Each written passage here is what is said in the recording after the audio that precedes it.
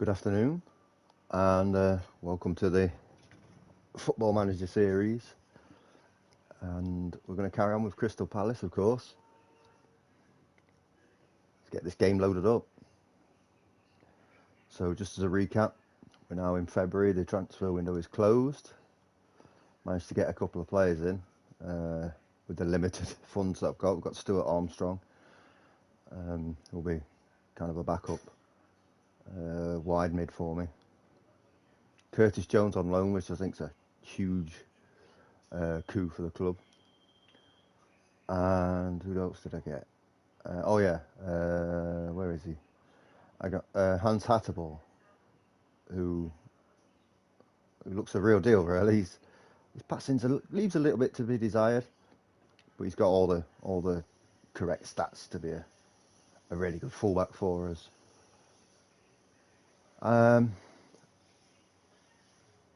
We've been on a bit of a dodgy run of form of late, and hopefully we can put that right against Brentford, Brighton, Leicester, Leeds. Chance to get some points. I mean, Brighton in the cup, and then we've got we see Liverpool, Arsenal at home, Southampton, Fulham. We've lots of opportunities for points. Currently standing 9th in the Premier League, which obviously I'm pretty pleased with. Kind of an average record. Look, 7 wins, 6 defeats, 6 draws, 8 defeats. We've had some good wins. If you look on the win counter there, look for Forest, Villa, Leicester, Forest again, West Ham, Brighton, Southampton. Some really good draws there. Look against Liverpool and Chelsea, Wolves away. And if you look at the defeats, Newcastle aside, we're only getting beat by the 1 goal, which means we're not far off. What else? As for transfers, well, this is what we've got coming at the end of the season. Put that in. So we've got Timo Horn, who's going to be our new backup goalkeeper, who's got all the right attributes to come in and be a good backup keeper. I think he'll also give Sam Johnston a run for his money as first choice. We've got this guy, Ellis Skiri, who's a ball-winning midfielder.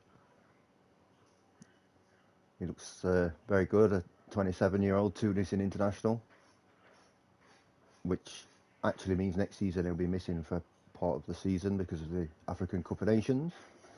Jose Campagna from Levante, who will be as it says there, he will be a deep line playmaker for us. I think he'll be a good creative asset to the team. Jonathan Bamba, a big signing. I think I'm going to play him on the left, although he can obviously play on the right side as well.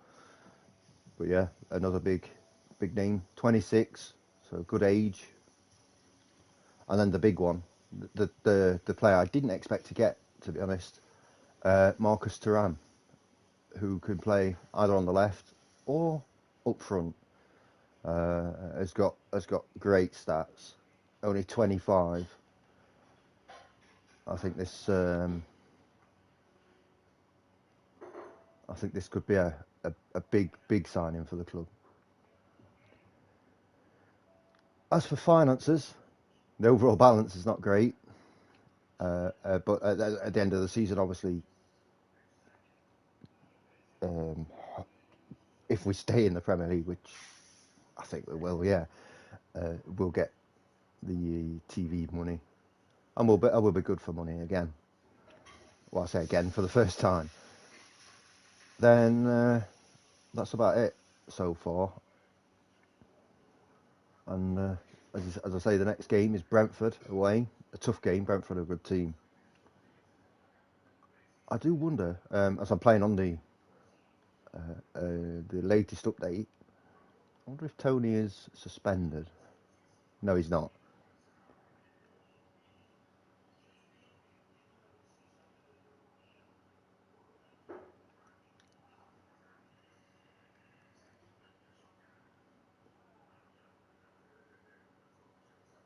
Yes, we need that television money, big time. So here we go, Brentford, away from home. No surprises in the team selection. I might give Hattermore his debut. I think so, yeah. And then Anderson, Mark Gay, Paul Dummett will be playing left back. Tyrick Mitchell out for 2 weeks. That's a big loss. Very, very important player for us. Decore, Gravenberch. Elise could play right. I think we're going to go with Adley in the centre. Jones on the left because Eze is struggling a little bit for fitness. And we'll go with Wilfred Zaha up front. Just another quick recap. I managed to get Wilfred Zaha a new contract for 2.5 years. His transfer value shot up because he's not out of contract soon, and so if I do decide to sell him, I will get something for him. He's on a lot of money, so I am thinking that maybe moving him on and at the end of the season, taking the money for him. I'm sure the club's interested, and use that money to invest in the team. So anyway, Brentford away from home. They're fourth in the Champions League places. This is going to be a really difficult game. And let's see what happens. Yes, I'm aware Hatter Boy's lacking in fitness. This will be, I believe it's going to be his debut. I think he's been injured since I signed him. So hopefully he has a good one. This is not my strongest team that I could put out should everyone be fit.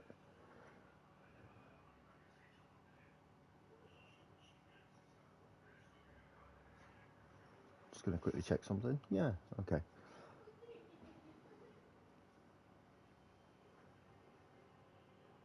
I say Brentford a good team. They're fourth for a reason.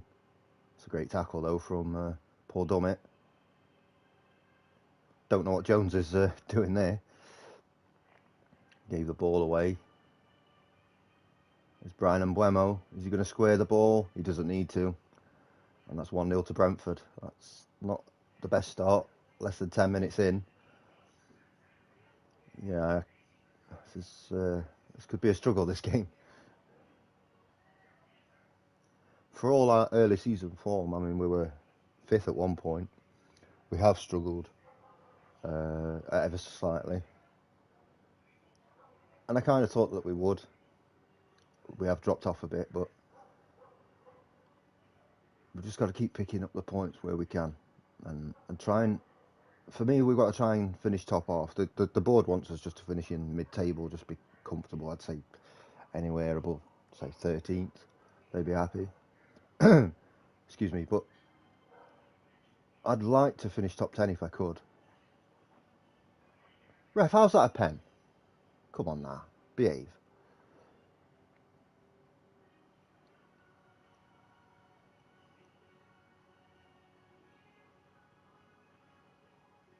I can't believe he's gave a pen for that.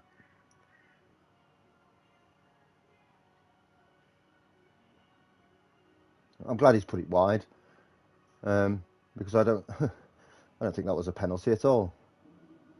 Anyway, half time, 1-0 down. I'm going to say I'm a little bit disappointed. We've not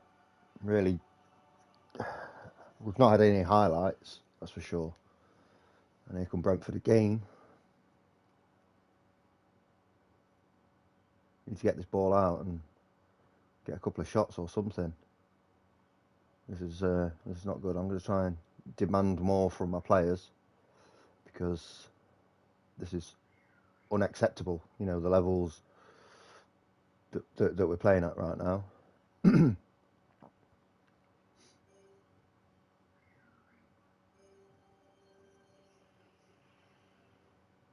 This session right now is going to be a bit of a grind. Because it's February. We've just got to get this out of the way and get to the end of the season, more or less. Cole Palmer can come on and play Cam. Don't have, unfortunately, Gravenberch's going to have to play a full 90 here. Can you play left back? Yeah, just some fresh legs on.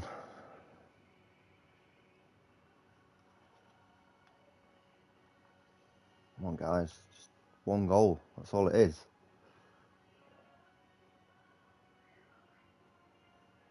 Yeah, we went on an 8-match run without a win in the league. We did draw 4 of those. It's not like we lost all 8. It's like we're going to lose this one though. Unfortunately, 1-0, a close game, but no, not good enough. I'm disappointed.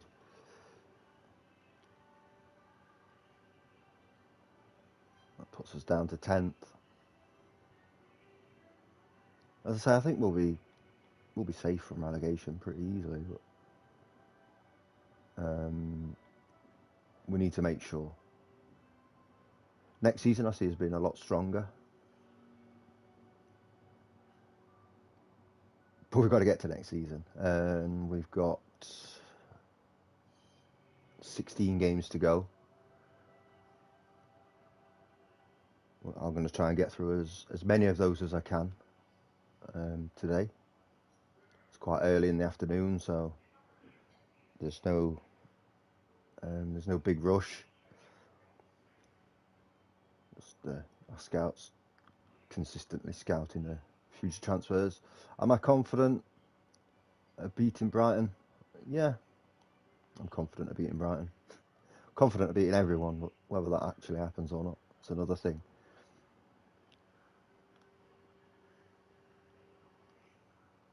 So I'm not, if you don't know, I'm not really fussed at all about the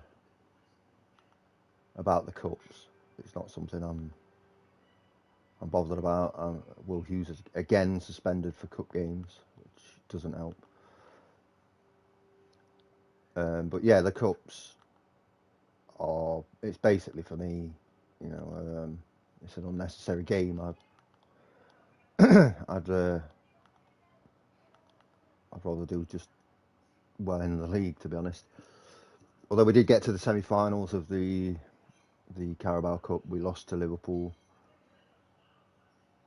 As I say, if you've seen any of the previous videos, you'll know these cup games that I'm not fussed about are just going to get skipped.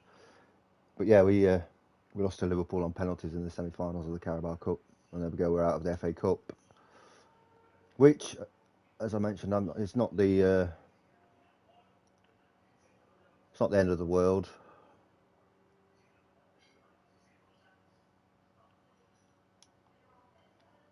And we can just now fully concentrate on finishing as high as possible in the league, starting away at Southampton. In the last episode, we had probably the worst thing that could happen is Edouard, who was, as you can see, 9 goals and 1 assist in 12 starts, 13 total games, damaged his cruciate ligaments. We've kind of struggled since that injury. He was a massive player for us before then, and unfortunately, oh no, we've got Leicester. We've got Leicester. Why did I say Southampton? We've got all these games first. What am I talking about? Yeah, we've really struggled, and especially for goals, as you can see. If you take where see Edward scoring there, and then since that, look, if you go take the cup games like at Norwich out of it, look, we're struggling for goals. I didn't buy a striker in January. We didn't really have many funds, and I had other areas of the team where we were really short, so I decided not to buy a striker in.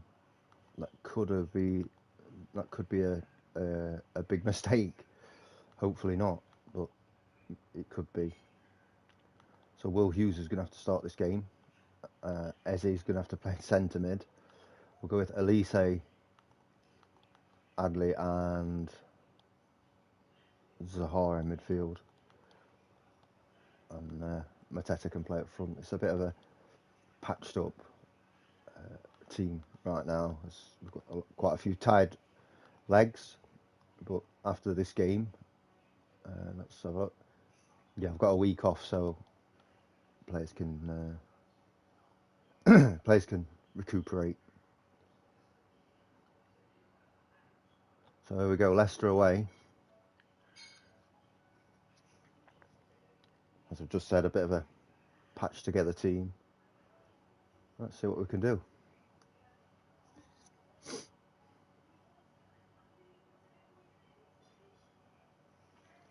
Yeah, that's not a good start, is it? I was hoping to give Decore a game off, but looks like that won't be happening.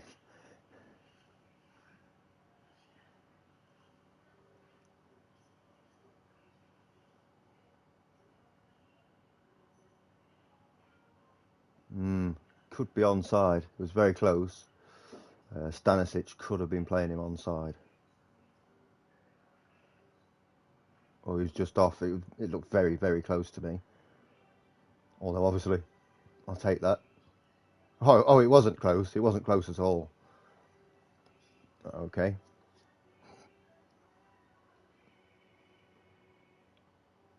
Even games like this against Leicester, it's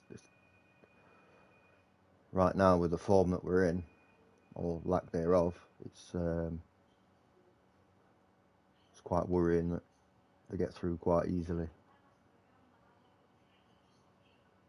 No one pressing on Johnny Evans there. Not what we like to see. You need these players to get out and stop these attacks. Now that's a good tackle from Richards. Hopefully we can mount something of a counter-attack here. Elise. Eze, Adley, Decore, back to Eze. It's a great ball over the top to Zaha. And he's buried it for 1-0 to the Palace, to the Eagles. Now Zaha should go over to the bench and do the eagle on Vardy. Lovely bit of play in midfield there. Eze, he's got that in his locker. We've seen that a few times this season. And Zaha buries it, thankfully. Very quick highlight. We've suffered a little bit recently, conceding goals straight from, or almost straight from, scoring ourselves. So something we've got to improve on. It's a great block from Richards there.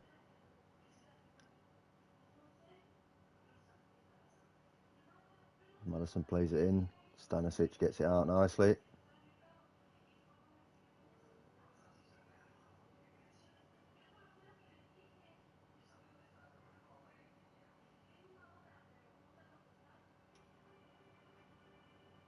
Let's try and just get through to half time here if we can.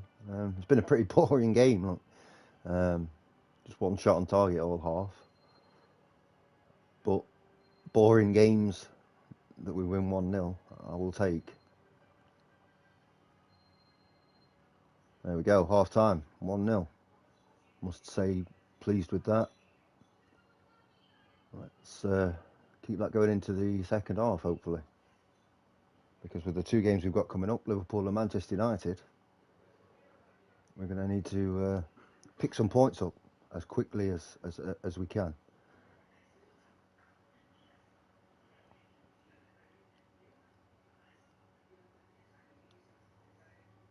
I think I'm going to bring Hatterbohr on for Richards, even though Richards having a really good game. Excuse me, and let's get Palmer on. Get a bit of pace down that right hand side if we can. I know Zaha's tired. I've not really got the subs to do anything. I guess I could have brought Curtis Jones on. Now 3 minutes left plus added time. Nothing silly here, please. Oh.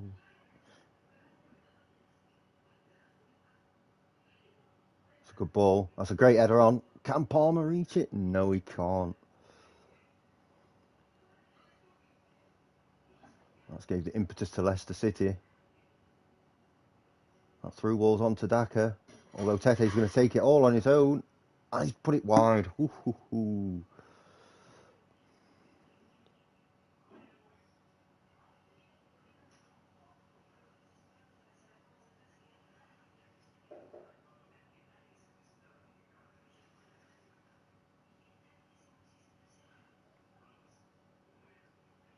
I mean, take 2 minutes to take this. I don't mind.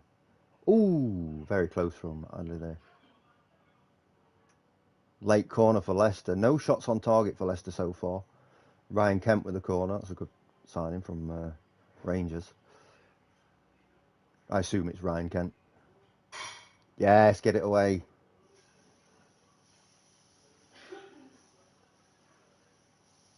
That's it, Palmer. Just if in doubt. Oh, Kent was offside anyway. Blow up, ref. Full time. We'll take a 1-0. It's a good clean sheet. It's a good win away to Leicester, this. That's it, all the way back. Lovely. Great result. Just what the doctor ordered. See, Leicester's big problem there. They had more shots, they just couldn't get a shot on target. But we take that. We take a win. And we go again. That's all we've got to keep doing. It's picking the points up against teams that we have a chance to pick points up against. Also, we've got Leeds next. Okay, at home. Like this is a perfect example. Leeds are decent. They're in a good spot, but I would fancy us at home to do something. Still, these guys don't want to start contract negotiations with us, which is a little bit annoying, and that's bad news as well. That's another left back out.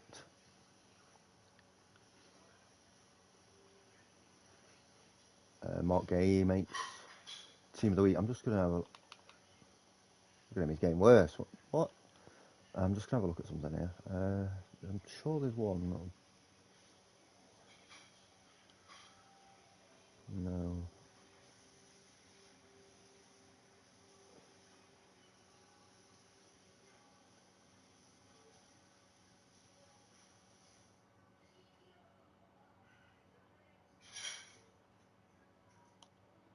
Try and get his heading up. He's only got 11 heading, and I think that's I think obviously that's to his detriment. So as you can see, the injuries there, not great.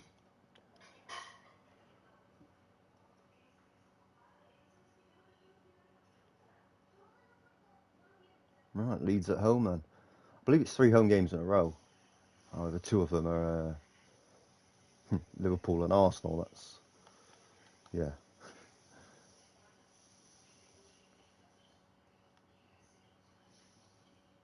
Tyrick Mitchell's not going to be fit enough, I don't think. No, I'm not going to risk him.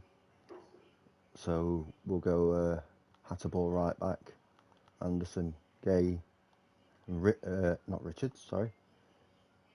Stanisic at left back, Decore, Gravenberch. And then I think we'll go with Elise, Adley and Eze in midfield. And Wolf up front.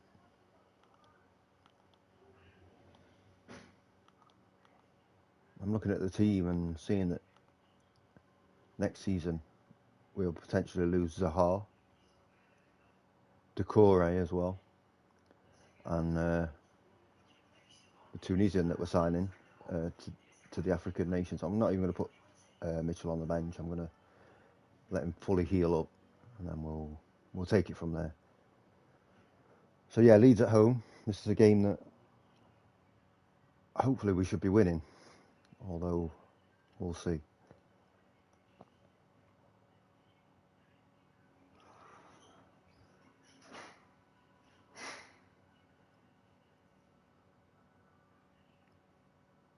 I say the biggest problem that we've had so far is scoring goals.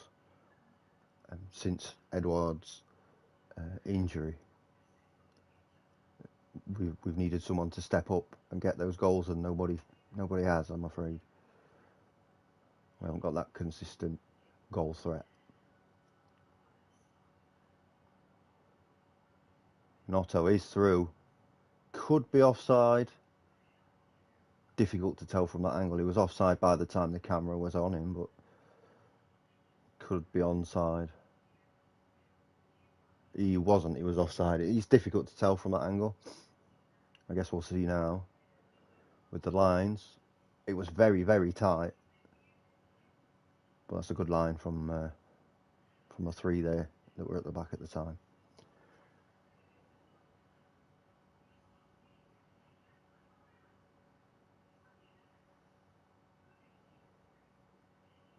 Again, quite a boring first half. Not a lot of highlights.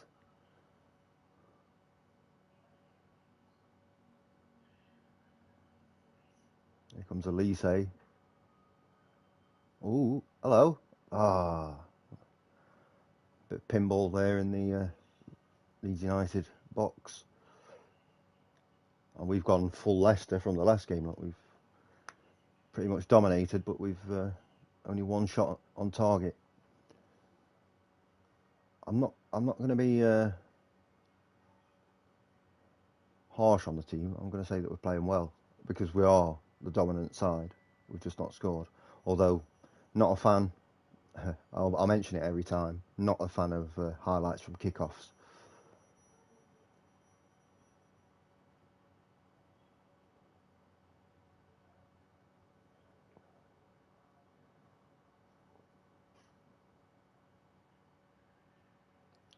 Adams to McKennie.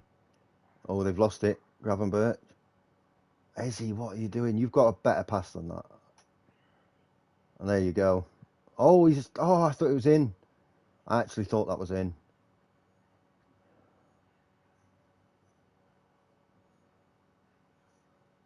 I mean, this one could be. As Adley trying to get it out. He's not in a great position.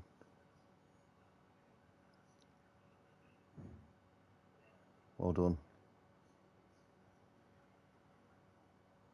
That's a great tackle. Stops Zaha there. And play it out. That's it. Nice and easy. Find the free guy. There you go. Now Zaha's through. And he's blazed it over. That's typical Zaha. Does all the hard work, gets in the position, gets behind the defence, and he's a bit wasteful. Well, a lot wasteful. Again, more pinball in the Leeds box. Oh, great tackle from Mark Gay there. It's Zaha again, and he can't put it on target. Look at that, 11 shots, 13 shots now, 2 on target, is unacceptable. 14 now. It's been pretty much dominance from us, and just not putting the ball in the net. So let's put Richards in. We'll put Mateta up front. I'm going to give Palmer and Jones chances on the wings.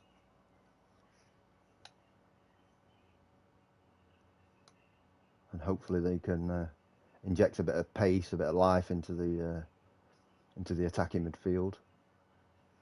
Last 10 minutes, I'm going to demand a little bit more from the team.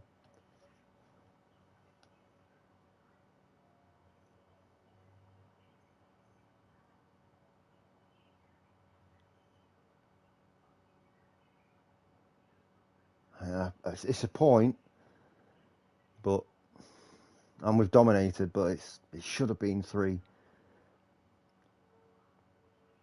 Now 11 points clear of Southampton in 18th, which is good. I'm not necessarily worried about relegation, but it's always good to just keep an eye out. You see Arsenal and Tottenham 14th and 15th still really, really struggling. Leicester down to 16th in the table. So some big teams struggling, and we've got some teams that you wouldn't expect to be right up there. The likes of Brentford, Wolves, Villa, Leeds, Fulham, ourselves. You know, we're all fighting. Everton even.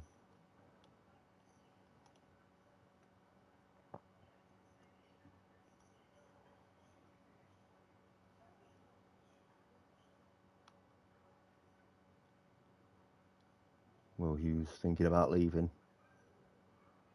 I mean, he's played a few games.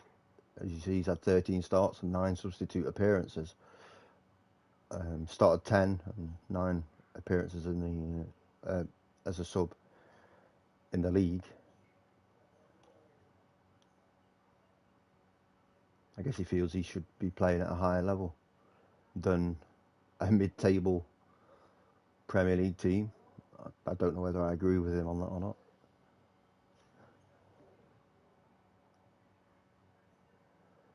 So Liverpool at home next. As I say, these games are going to come quick and, you know, just game.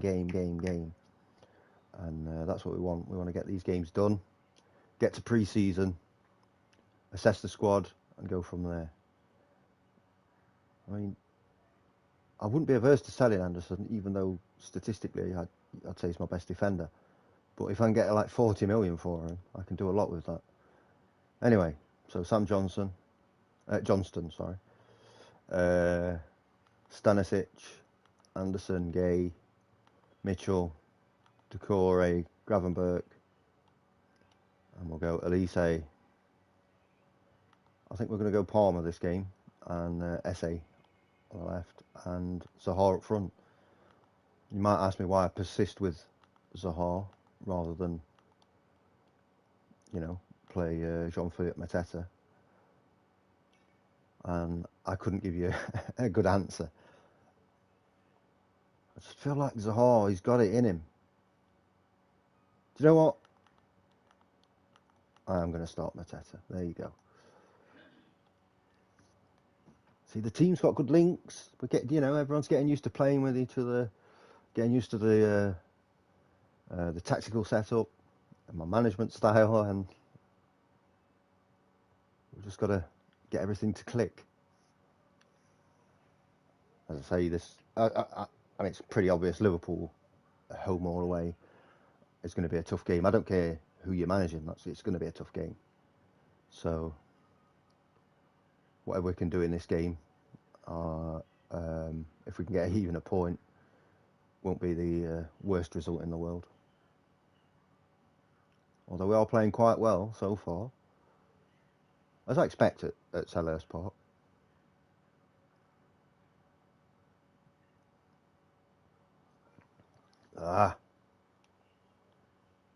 So who's going to come in and play centre mid? That's the question. I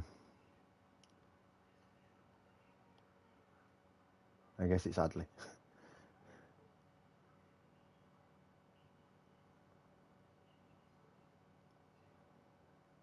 Oh, sorry. Got to continue.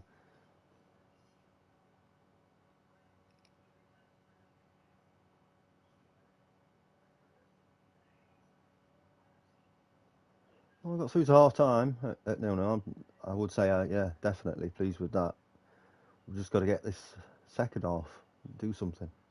It's a good header. Oh, it's at the bar. We're going to struggle with crossing against Liverpool with got some big lumps there. Now Liverpool with a free kick, and there we go. And of all the players to win a header in the box, it's Trent Alexander-Arnold to put the 1-0 up after we missed a clear chance to go 1-0 up ourselves.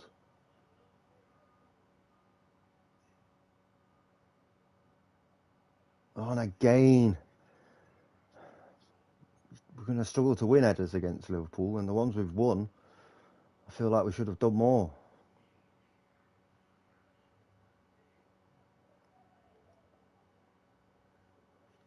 I'm trying to leave it as late as I possibly can. Right. I mean, if Liverpool score from this, then my subs are going to be for nothing anyway. But let's So I make a few changes.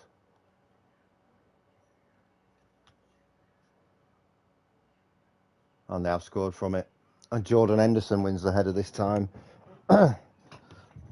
Always going to be a tough game against Liverpool, home or away, regardless of who you're managing. I mean, I could be Man City manager and it would be the same. But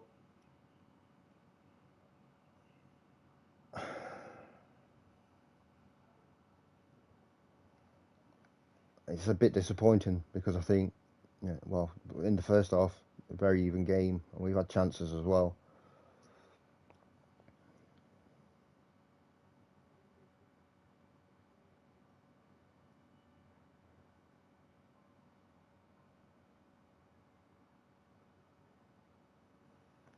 And that's going to be it, a 2-0 defeat.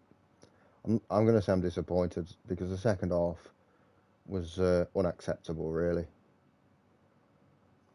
And now in 3 days we've got Arsenal at home, which is going to be another tough game, regardless of where Arsenal are in the league.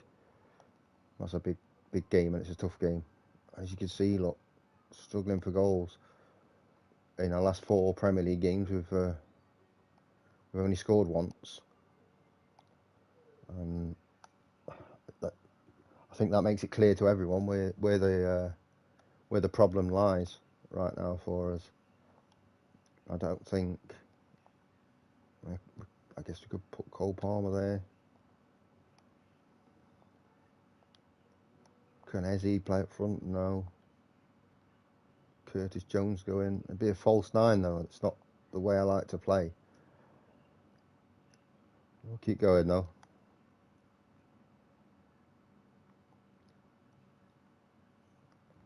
Do have an international break after this game, I believe. So we go again. Anderson, Gay, Mitchell, Decore. We'll put Eze there in midfield. I'm going to go a little bit different and do that with the midfield.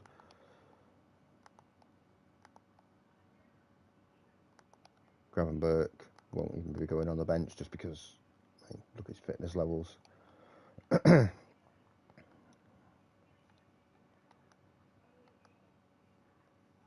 go to the team selection. There we go, Arsenal at home, another London derby. You get plenty of these over the course of a season. For better or for worse.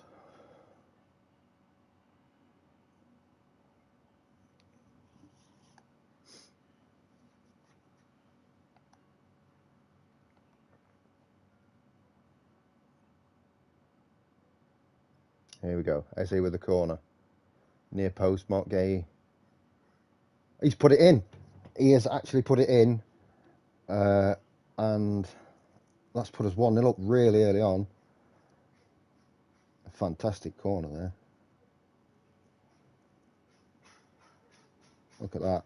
Look at the leap. Both Gabriel and Willie Saliba there. Out jumped by Mark, and that's why I put the extra training on. I need him to get a little bit better at those headers. Give us more of a threat. That's a poor throw, by the way. Oh, Decore, come on. Why are you playing it like on the turn, blind like that? That's not what we want. That's what we want from Mateta. That's great. Stanisic in the middle. Oh, another poor pass. There's an easier pass on, and he's gone for the difficult, the difficult pass, and clearly it's not worked out. And here's Jones. He's in. Oh, not quite. Couldn't get it over the line. It's a good save from Ramsdale, I think it is, in the Arsenal goal. I'm going to assume it is. They're not going to play Matt Turner, are they, in the league?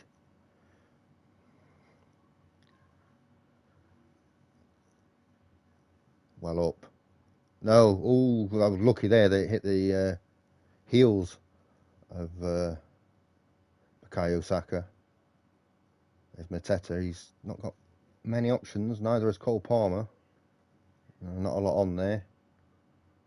Oh, it's just a heavy touch. Just little things, you see. Just little things like that letting us down. It's nice to see the press from the front. Although this Saka he's through. He's gone a bit wide, but he's found Jesus to equalise. No question of offside for the pass through, and it's 1-1. We just need to get those little things, those little mistakes out of the system, and I think we'll be fine. But yeah,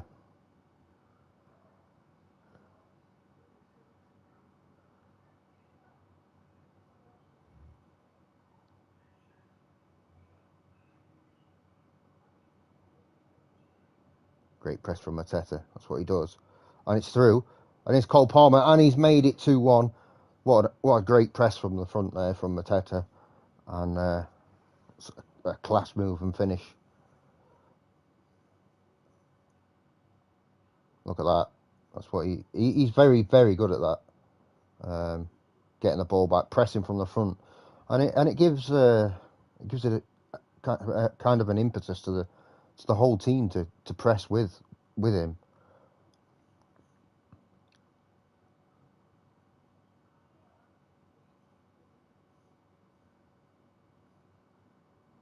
It's a good ball in, just wide from Anderson.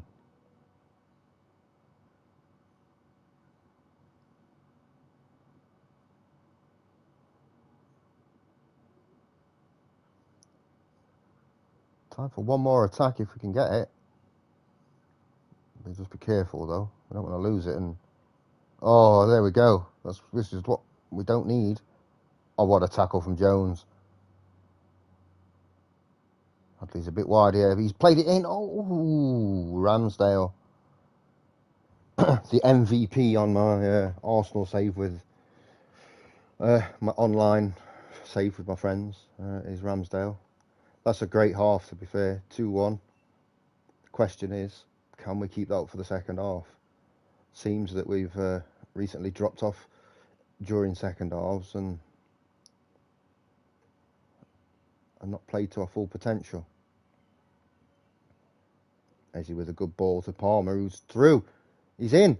He's hit it over, or he's hit into the side netting, and big chances there that we're missing. At any point, Arsenal can strike. We know this. It's Odegaard. He's just hit the bar right off the Denver.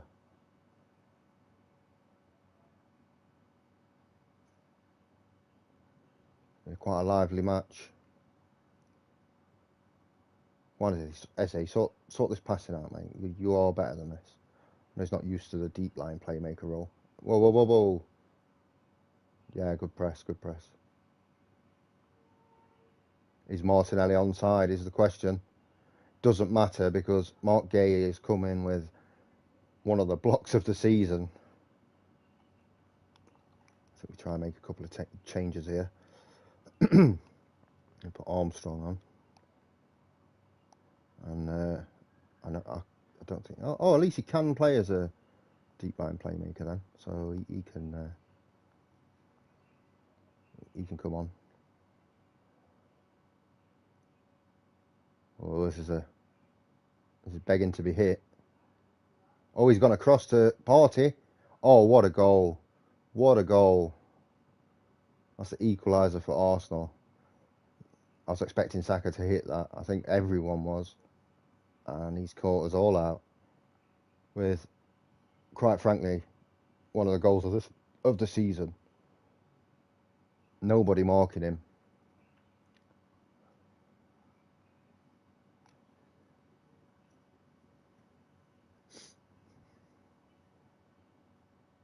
Arsenal in the ascendancy now. Xhaka just over the bar.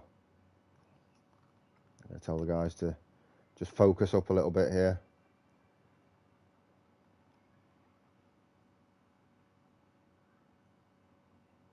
Get through these last few minutes of the game.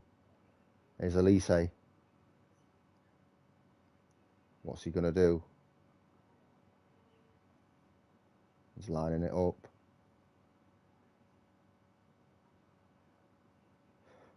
Oh, he's had a great crack there. He's at the inside of the post by the looks of it.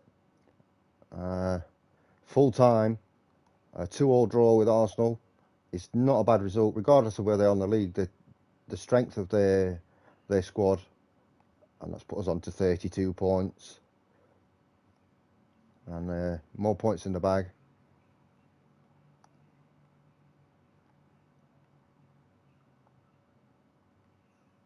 And Patrick Vieira is the new Arsenal manager. I didn't realise that.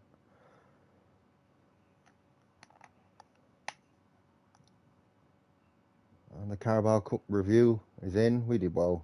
We got to the semi-finals, lost to the eventual winners, Liverpool. Top goal scorer, Josh Windass from the Mighty Owls, Sheffield Wednesday. So, as I say, I believe, so 25th. Yeah, I think we've got a couple of weeks off here. Until Southampton. Oh no, just a week. I thought, let's have a look at the schedule. I'm sure there's an international break somewhere. Oh, it's okay. It's the end of the next month. But a week off, that's all right. We'll take that. Any positive? I mean, Edward. There's no point in me doing anything with it at the minute. Will Hughes? No. Chris Richards? No. That's it really.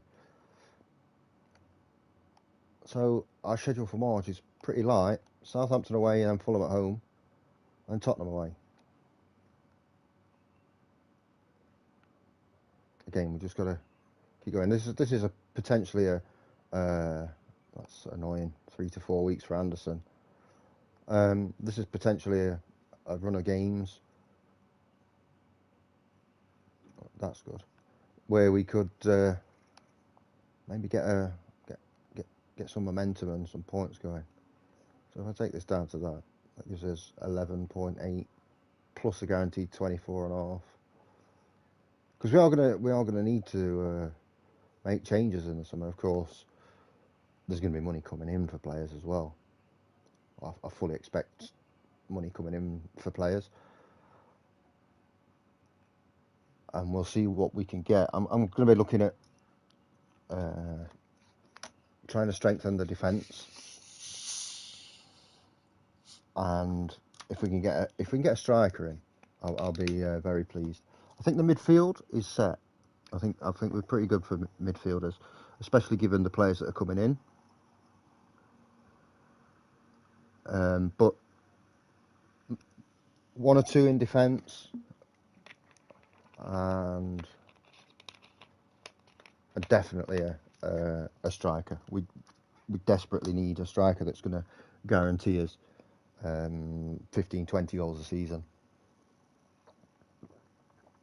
Because if Edward can guarantee us 15 or 20 goals a season too, well, the Tottenham game's just been rearranged there.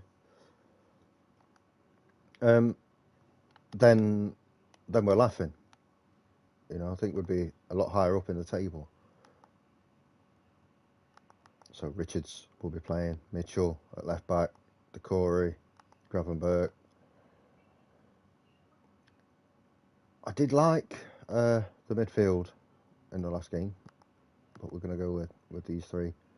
And Mateta's going to start again. I thought he had a good game against Arsenal.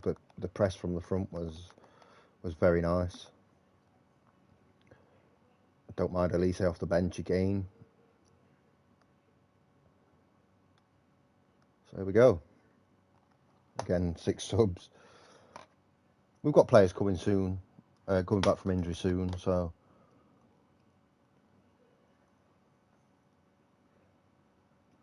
we'll be able to get a full bench at some point. And they're very defensive. Look, they're going to be playing counter attack with a pace.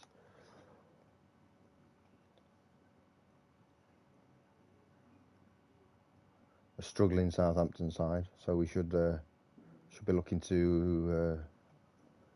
That's how badly is it? I think we can keep him on. Yeah, so we should be looking to do some damage to these if we can. There's Adley to Mitchell. It's a good ball in. Palmer, not known for his heading, unfortunately.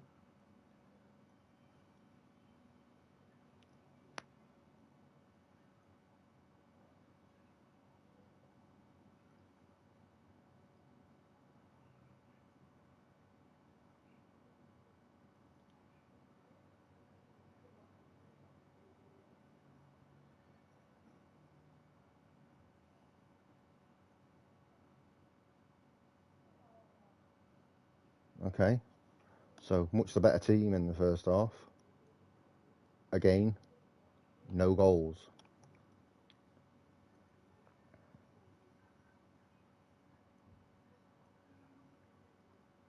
Here we go again. There's Mark Gay to Richards. Decore's in front of him. He's gone over the top. Will Palmer reach this? He has. It's a good cross. And it's again, at this time, Eze at the far post.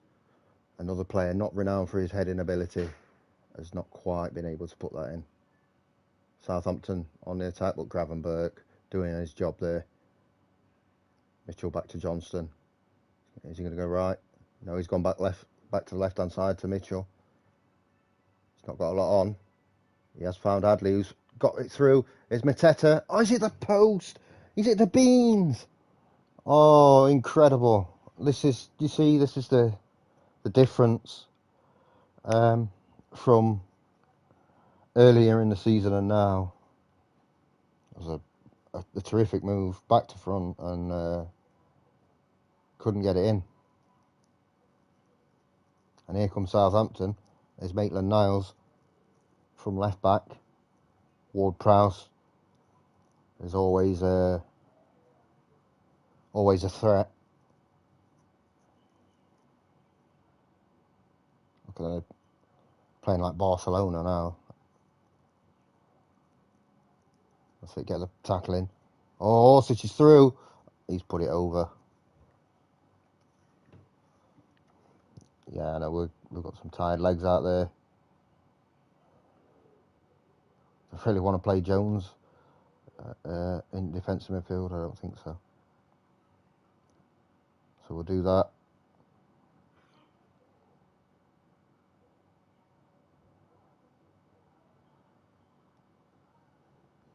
We'll try and get some pace with Zaha.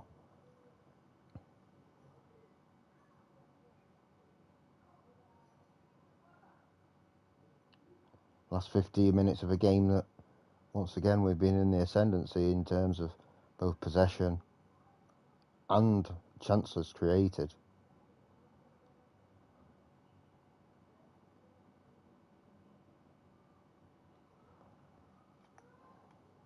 Yeah, a little bit disappointed with the result there. Although another clean sheet and another point on the board, I guess, which is the most important thing.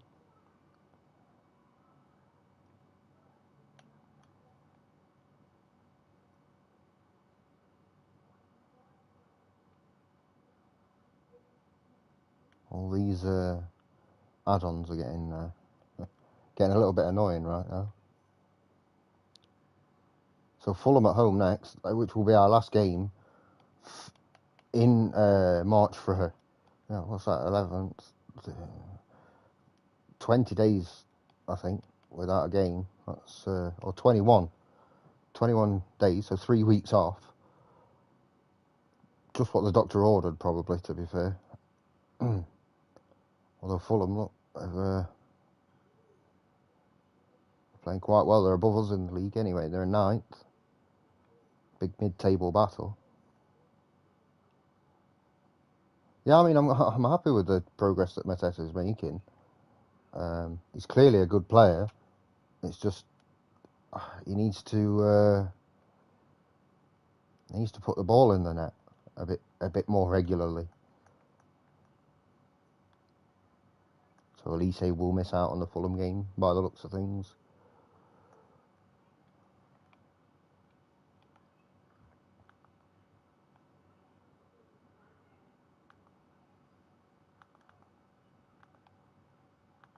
think we'll go with Hatterbull for this game. Decore, Gravenberch, Elise's unavailable. We'll give Stuart Armstrong a start. Why not? Cole Palmer and Eze, and then we'll keep Mateta up front. We'll keep that going there. Will Husink on the bench. He's fit enough for the bench, and that's our lineup for Fulham.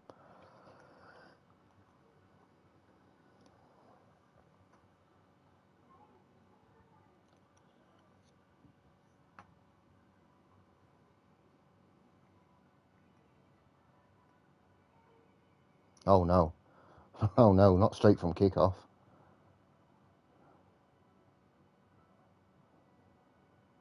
Yep, long ball. There's Robinson. Played it across. And there's a penalty for a handball, I believe. Crap.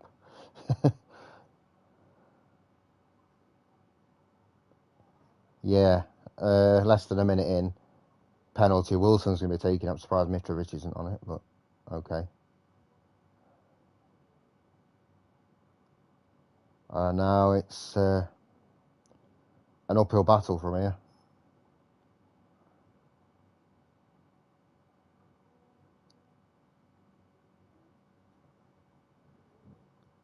Probably the worst start possible.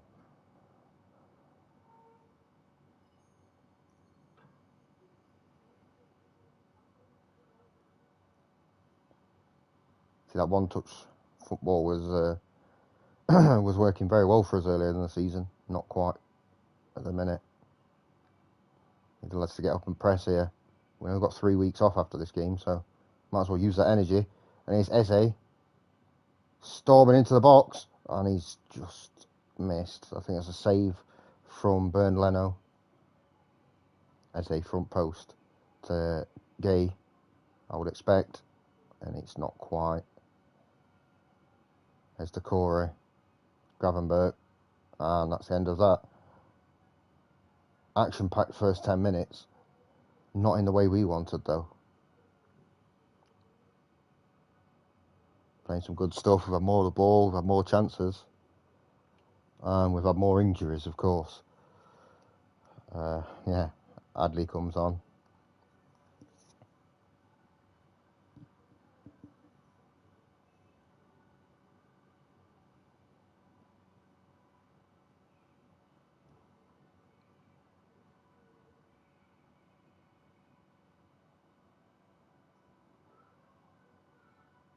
Gravenberch. Bit of a tame shot, though.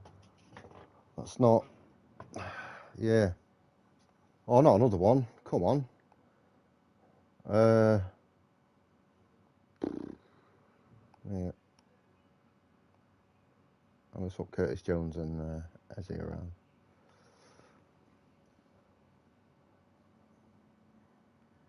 Just as players are coming back to full fitness and we get 2 more injuries.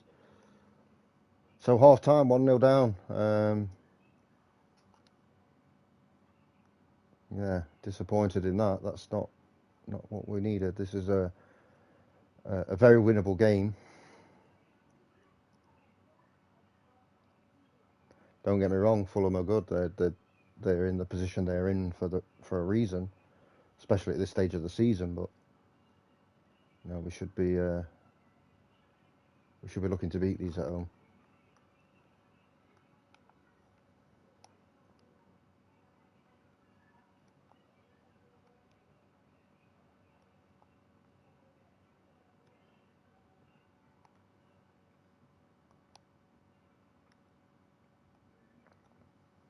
Need more from the team. This is not acceptable.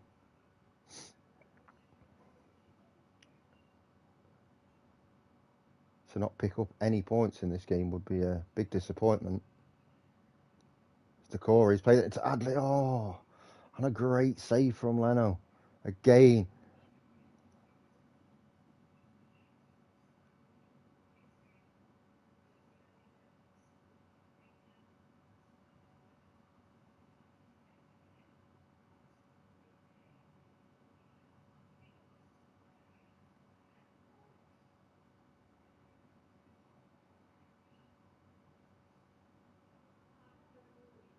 to get this ball back. Fulham knocking it about with a lot of confidence, rightfully so.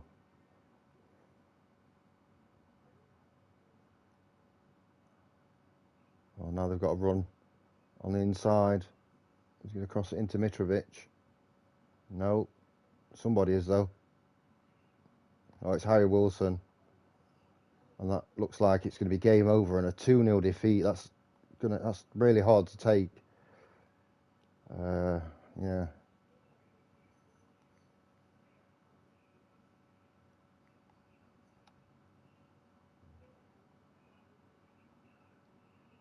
This is possibly the worst result we could have hoped for. Yeah, Fulham have absolutely done a number on us. Let's not let the scoreline get silly here. There's Wilson for a hat-trick.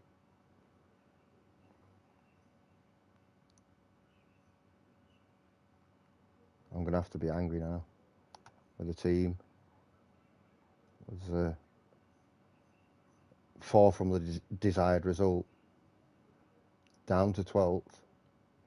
There's teams just below us that you would imagine could move above us. It's 5 games without a win.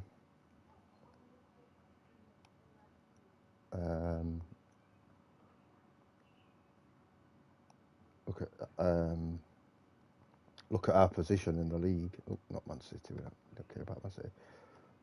We've just been generally just on the slide recently, and we need to halt this descent down the table. So we've got 3 weeks off. We've got Bournemouth at home, Everton away, Tottenham away, Wolves at home, Villa away, Newcastle away. Surely Bournemouth at home. We're gonna have to pull something out of the bag there and get that win that we desperately need, because right now we're looking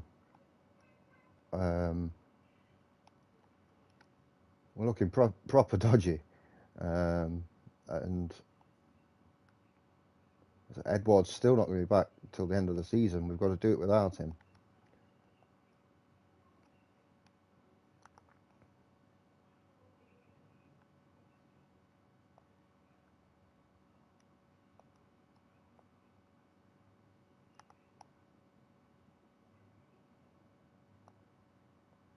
These guys still not ready to negotiate. I'm sure some of them. I'm sure Turan is looking at us and thinking, well, why have I agreed to go to Palace?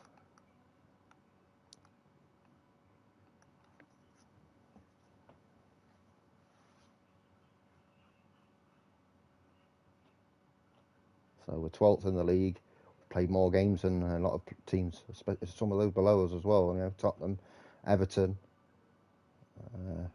So 10 games to go, and I mean we'll probably stay up just down to the fact that I expected to pick points up in games, and I think we'll just be better than the teams that go down. But considering that we were in the top 7 for quite a while early on in the season, this has obviously been disappointing. And here come the youth players, a new intake of the youth players. So Cameron Brown, ball winning midfielder, looks good, 15 years of age. We'll can we just adjust the budgets a little bit, just so we can.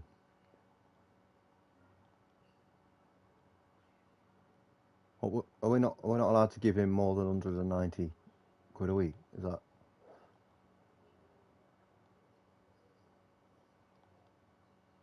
This guy's not even going to sign for us if this is the case. Yeah. What's going on? Can we give him a big? No, that's as much as we can give him for a sign-on fee as well. We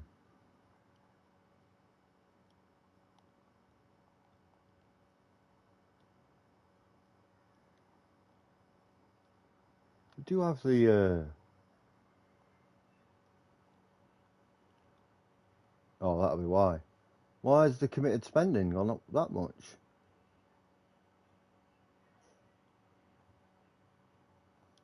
Very strange. So re-stash.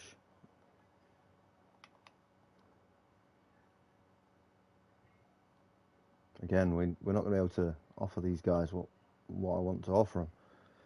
Like all of these guys will be getting contracts. Mike Nugent won't. No, he'll be on his way out.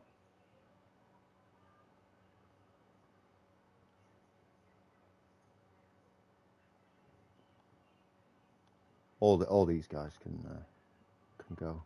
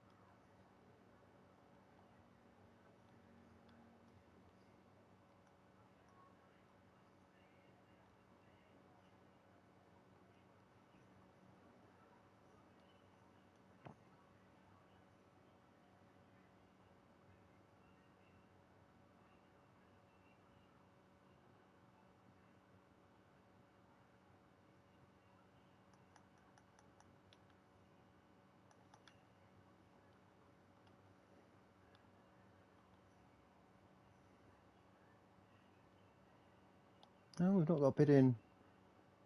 I don't understand why that's gone up so much. It was lower, obviously, before.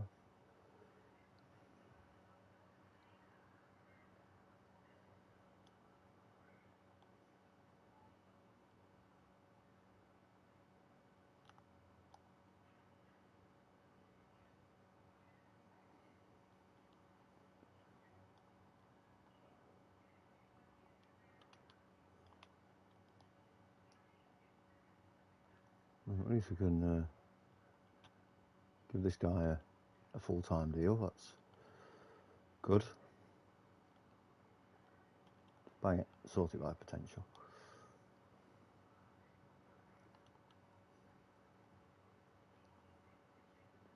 Yeah, I mean, I'd love to give you a grand a week. I just don't understand why that's gone up as much as it has.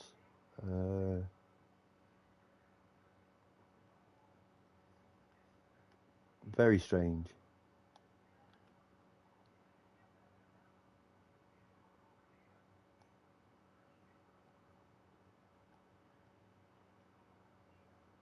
We'll be able to sort it out. That's not a problem. It's yeah,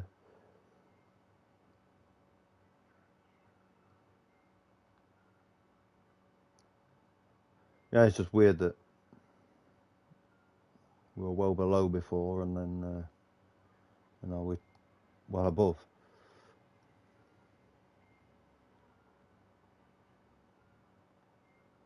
Yes, I don't believe we're wearing any players in that.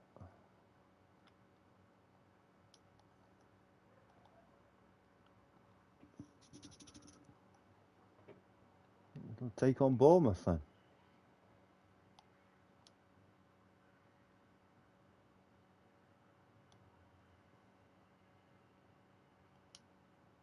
We can't quite get it.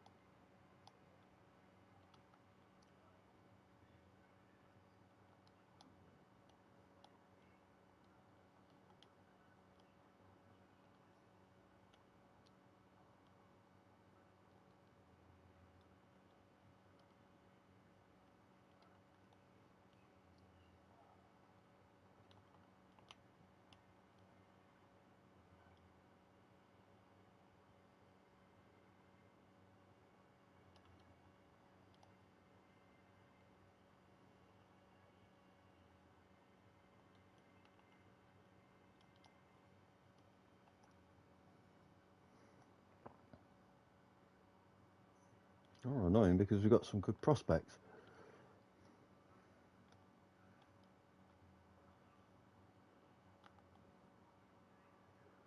All right, Bournemouth it is. No room for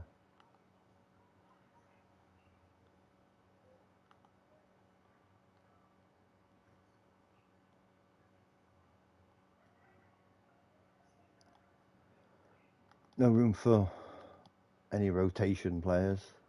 It's going to be the full first team.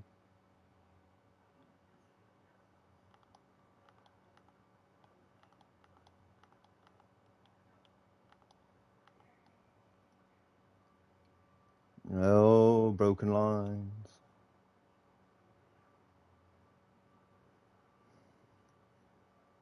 That's going to change in this game when we beat Bournemouth. For those that don't know, a solid line means, depending on the shade, from orange to green, green being the best, means that the players are playing well together. A broken line, of any colour really, a broken line means that they're not playing well together, those particular players that the lines link between. It's not permanent. It can be resolved. You just have to win a few games and it'll go away. Oh, Neto with a great save.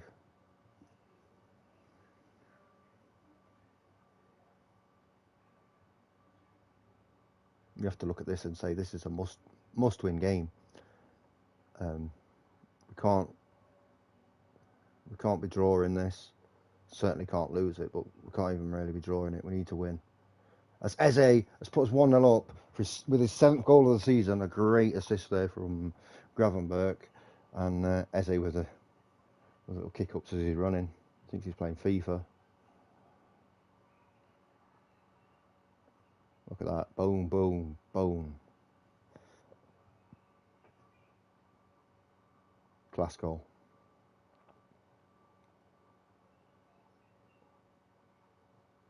I think it's of the utmost importance that we get the second goal here. As Dango is through. That's a good save.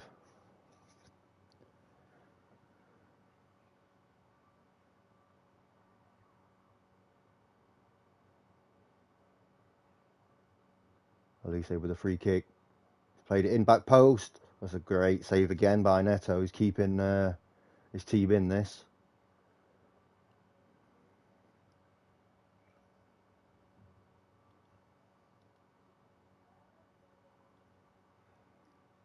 Hi to the viewers. Nice to have you on board. Oh no, and that's a deflection. And David Brooks has equalised for Bournemouth. I knew we needed that second goal. That is, that's not good. Not at all.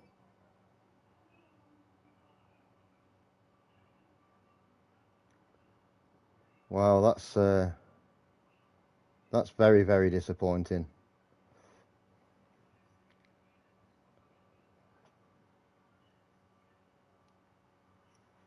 And now Bournemouth with Solanke. He's through on goal. Is he going to make it 2? No, he's not. Sam Johnston with a good stop there. We need to reset and refocus up here. Bournemouth look the better team as it stands. Johnston come out to claim that. That's very good. Some top class goalkeeping there. And here we are, half time at 1-1. I'm going to have to say I'm disappointed because it should be more. Hi there. Again, hi. Here we go. Oh, Adley with a slight injury.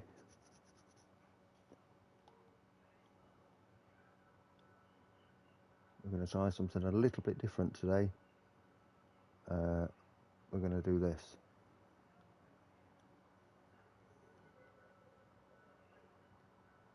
From Japan. Oh, konnichiwa.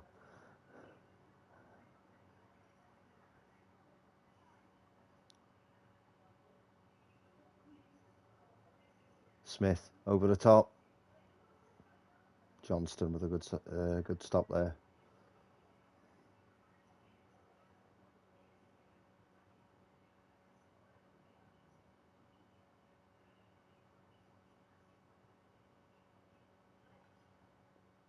Palmer. Oh, that is the most tame finish I've seen ever. That's not what we need. It's Tyrick Mitchell to Zaha. Zaha moving forward now to Jones. Decore. Mateta. Zaha is through. He's let the ball run. He's buried it. Bottom corner. What a finish. What an important goal that is. Off the post. Wilfred Zaha. It's a fast, fluid move there.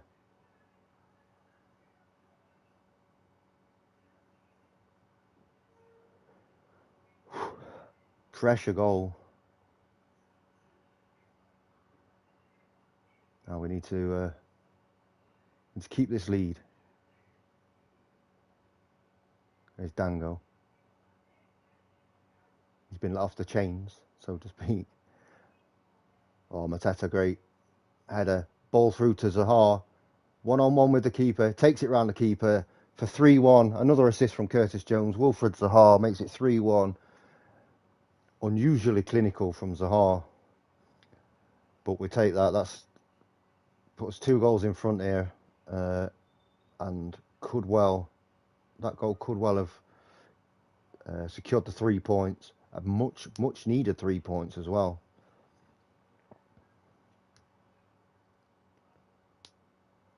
Palmer in on Vinya there.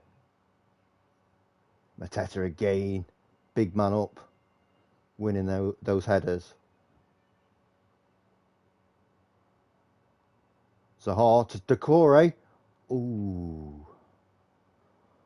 Zaha's having a great game out on that left-hand side. He looks a different player than when he's up front. However, needs more studying.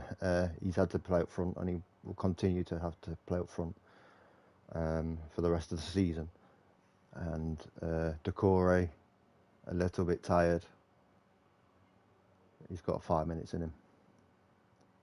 There's Jones. Swings it back post. Palmer. It's been cleared away. Solanke on the counter, but no. There we go, right at the end of time added on. You can probably hear in my voice, I'm delighted at this. This has been a second half to remember, and a much needed 3 points. But it's a half of the hat trick, and he's not been able to put it in the corner. Neto with a great save. Rothwell just gets it away. Bournemouth under all the pressure now. They put up a really good fight, to be fair to them. But yeah, we've just outclassed them in this second half. And that is it. That is full time. A great win there for us. I am actually delighted with that. No win in 5 and a big 3 points there. To keep us 9 points from the bottom 3. Bournemouth now do drop into that bottom 3. Brighton come out of it.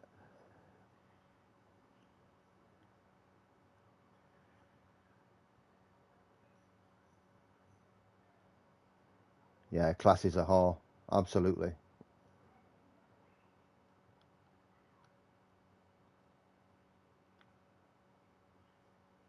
See, look, we go to the tactics now. No more broken line. We'll have a decent chemistry between the two because of that win and how we played well and how they linked up well together. So, as I say, the broken lines short term can be pretty devastating to your team if you don't sort it out. But it just takes 1, 2, 3 good results, and that all changes. Everton playing the Brexit ball here, 4-4-2, quite a deep 4-4-2 as well. See how that works out for them.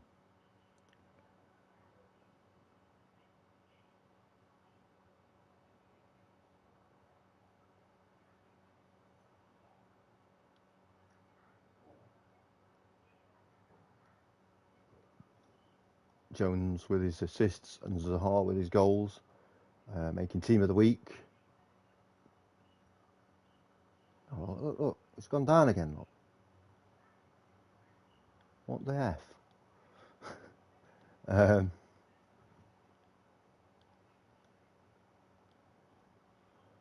He probably would not want to negotiate now. Oh, he's okay, he will. But we still, why can we only offer him 190 when we...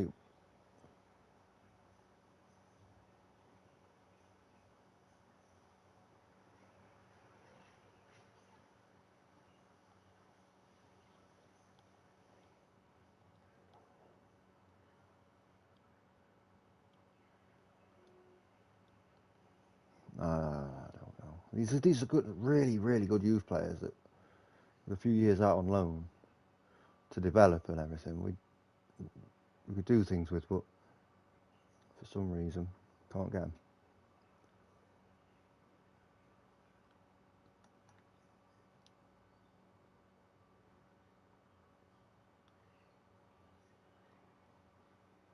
Anyway, next it's Everton.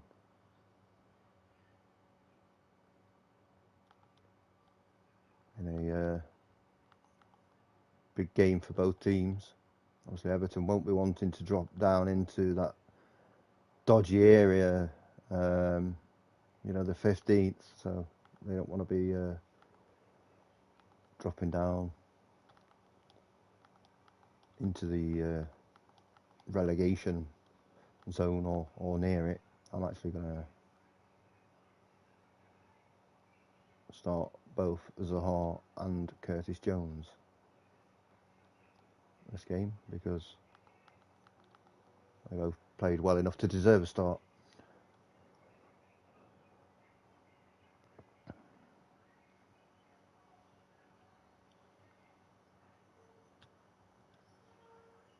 Good team to got out. 4-4-2. Sean Dyche in charge. We know what Everton are all about. We know what Sean Dyche is all about.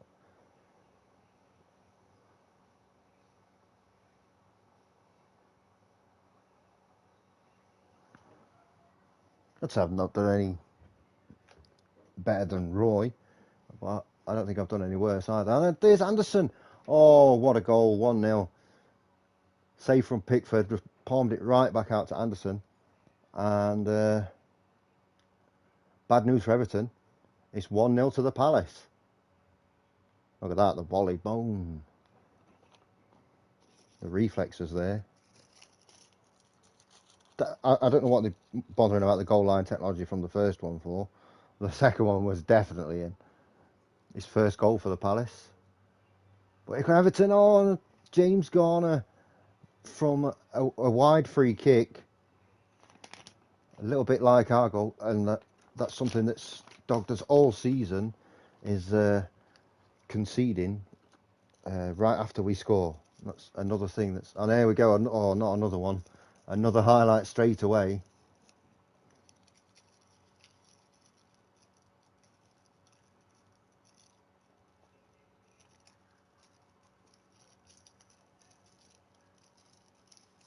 Oh, bit of a heavy touch from Mitchell, but he's got it. Where's he going, though? Nowhere. He's been backed into a corner. It's cleared. It's Calvert-Lewin on the counter-attack for Everton. Sargent's in the middle. Played it back out to Garner. Decore gets it away there. Only as far as Iwobi. Iwobi with a shot. And it's quite far wide.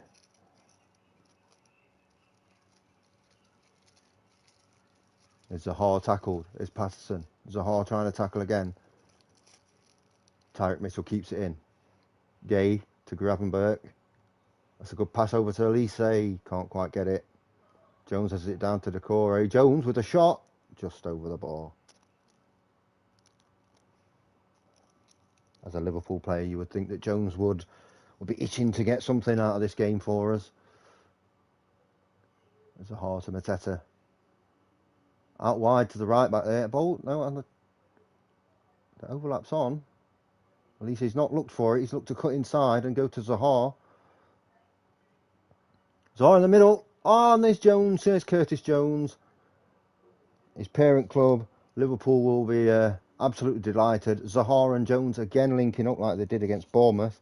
This time Zaha turns provider to give us a 2-1 lead against Everton at Goodison. Of course, it's a long way from over. We're only 23 minutes into the game. So We need to just make sure we don't concede straight off kick-off. We've managed to get through 10 minutes without conceding. Here comes Conor Cody with a free kick, of course, now at Leicester City in the Championship, which baffles me, really. Not that he's gone to Leicester. Leicester doing well in the Champ. They're a good team, but that Everton didn't take up the option to buy him after they loaned him in at the end of last season. It's Calvert-Lewin. It's Andros Townsend.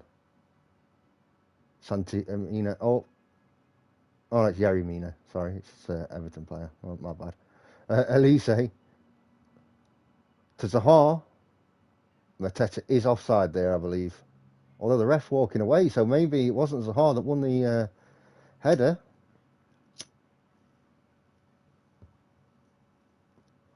It looked to me like Mateta was quite far offside. Let's have a look.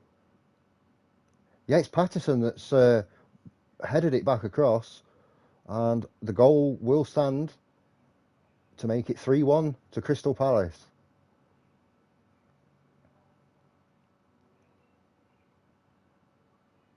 Our corner, Elise, front post to Gay. There he goes. Not quite. Gravenberch. Surely he's going to look to have a shot. He has. Oh, and he's just hit the Denver. So close. Well, that's been an exciting, an action-packed, and a delightful first half for the Crystal Palace faithful.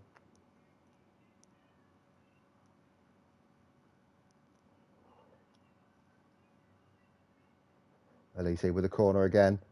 Headed away. Decore to Mitchell. Mitchell to Elise on that left-hand side. Cuts it back. Jones. Oh, Pickford with the save onto the bar, I think. Mateta back in. Jones. And it's gone over the bar. Deflected, though. It's a corner. Mikalenko, I think, put it out there. Ball in again. Got to be careful of the counter-attack.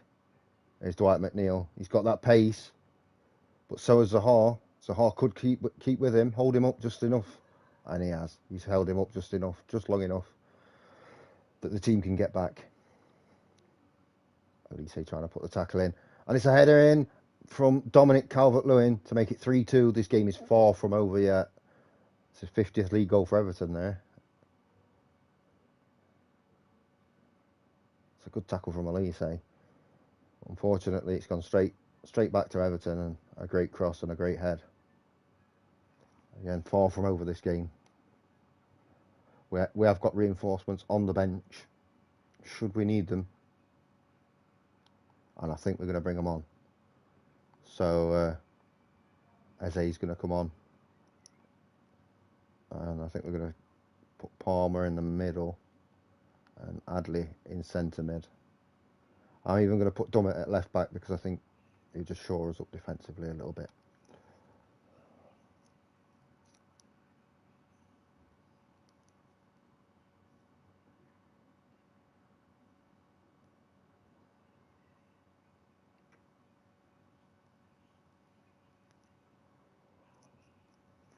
Ten minutes to go. I'm going to tell them to focus.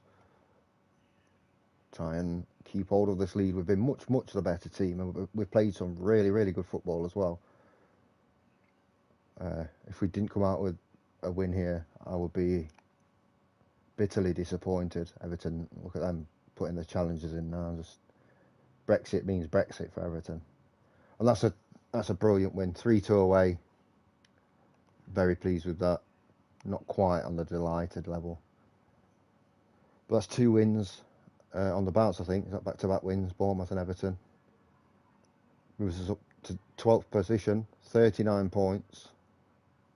8 games to go. Look at the top end of the table. It's between Man City and Liverpool. Man City have got a game in hand. Man United aren't. They're only 5 points behind, and then there's a massive gap to the rest, basically. I mean, considering the poor form that we've been in, the fact still remains that we're only 4 points away from seventh place. It's such a from Tottenham in 13th up to all the way up to 4th. There's not a lot in it. It's 10 points. between all those teams. That defeat has done Everton no favours. They're right back in trouble now. There you go, City qualified for the Champions League already. That's not something we're concerned about, and probably won't be concerned about for a few seasons.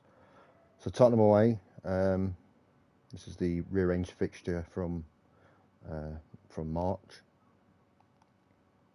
and then 7 Saturday games. Some tough ones: Man City away, Chelsea at home, Newcastle away, Villa away. Even Wolves at home is not an easy game. But I think whatever happens in those games, we've probably done enough to stay up, which sounds quite negative, but it gives us a foundation.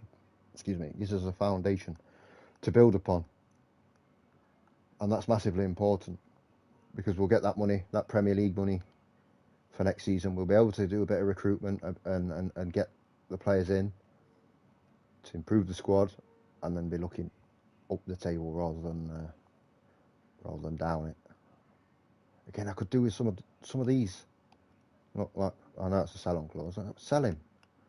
Sell him for 450 million. Yeah. Yeah, we're never getting anything out of that. What, Joel Ward? What? We're not getting much out of those. What about Sorloth? Like, if we could negotiate one of these, that'd be nice.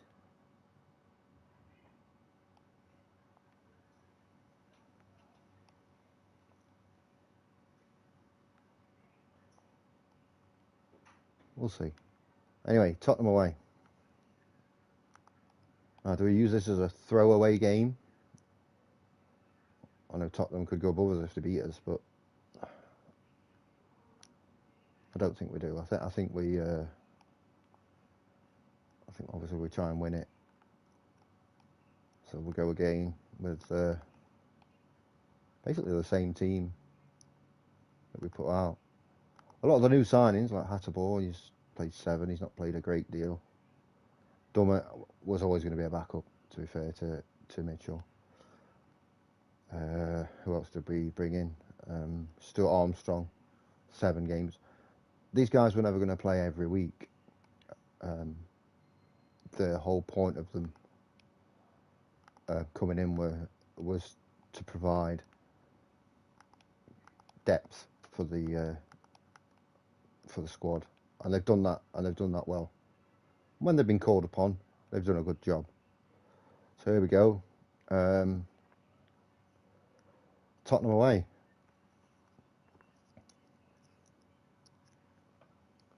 So Dylan Ashworth has said, "I predict victory." He got 90 likes. Let's see how deluded him and his 90 friends are. Your typical 4-3-3 from Tottenham. No Harry Kane, no. I don't know. I didn't get time to look at the bench. Has he been rested? Has he been sold? Who knows?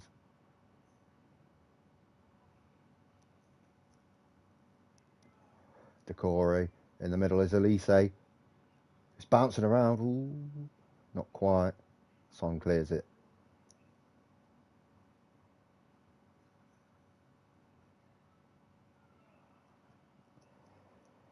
Of course, this is Tottenham away. Anything we can get from this game is a bonus. It's a good save by Sam Johnston. Sorry. Anything we can get from this, I guess we'll be happy. There's Mateta holding it up. He's done that brilliantly recently. That's really been part of his game. That press and the hold-up play and the flick-ons. That's a penalty. I think that is a penalty. He's just tripped Lucas Moura up there.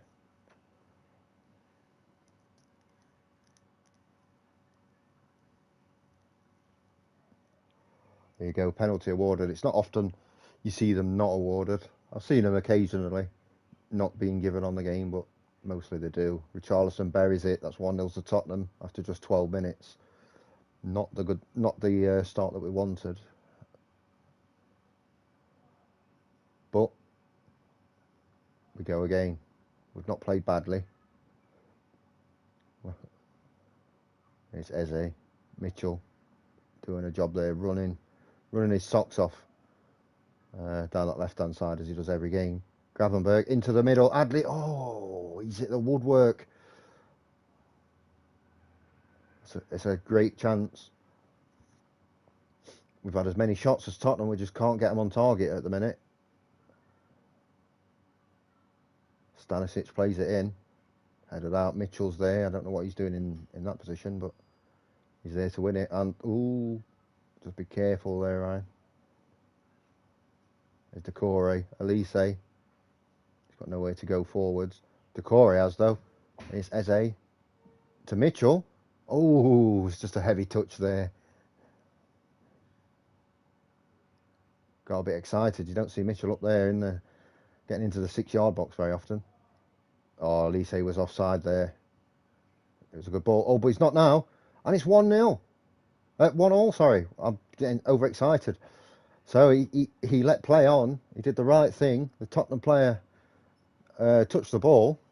As we can see here, Ferdy has come back and he's touched the ball. So it's the next phase of play, I guess. Elise just took the ball off him, played it across. Mateta's got a tap in. Here comes the big weakness from our team. Straight from kick-off, Tottenham probably going to score. It's Richarlison, the pigeon himself. He's looking, he's got it across. Lucas Moura. Oh, it's cleared away. Goal line technology. Doesn't look over the line. Doesn't look close even there.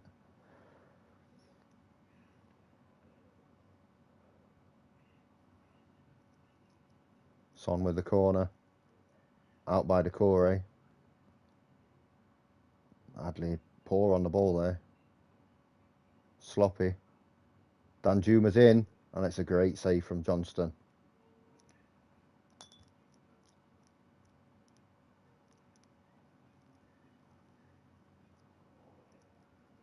Another corner from Son. This time deep into the 6-yard box. It's Sanchez to Lenglet. Danjuma. Nothing comes of it.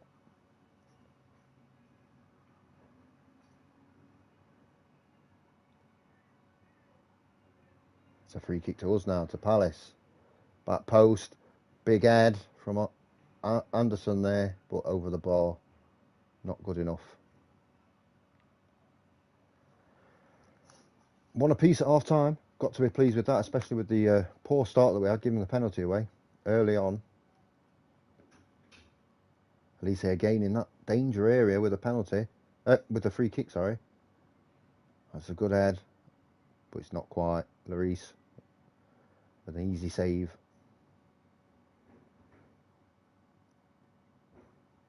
Almost 60 minutes in. Is it Curtis Jones time? Is it Wilfred Zaha time? Elise's tired. I think it's time for a few subs. So what we're going to do is we're going to put Palmer on the right, Zaha on the left, and we're going to put Jones in the middle. And that's going to be the 3 subs.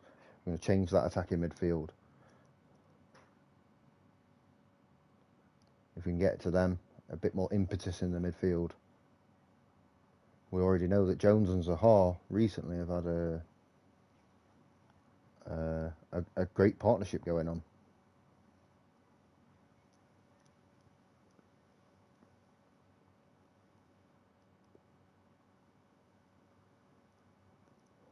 Well, 1-1. I see that as a bonus point, really. That's a good result away to Tottenham. And that's kept us above Tottenham, of course, by a point. Moved up to 11th, gone above Leeds, who I've got a game in hand over us, in fairness. 10 points away now from Bournemouth, which is also a good thing.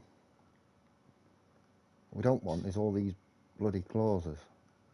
It's just costing us more money. Money that I haven't got. If you look at the financial state of the club, it's not great.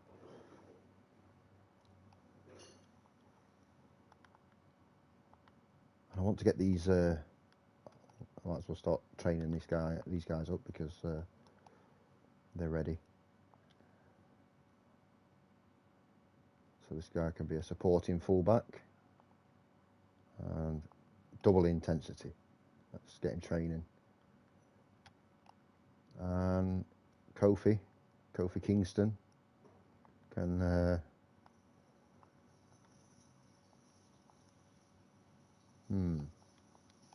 I think we're going to stick with him as a deep line playmaker.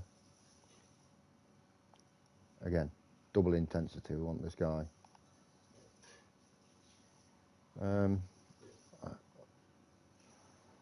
think we're going to put him on passing. We want him to get better with his technique and his ability to play the ball. So next is Wolves at home. Of course, just 7 games to go now. 7 weekends, no midweek games.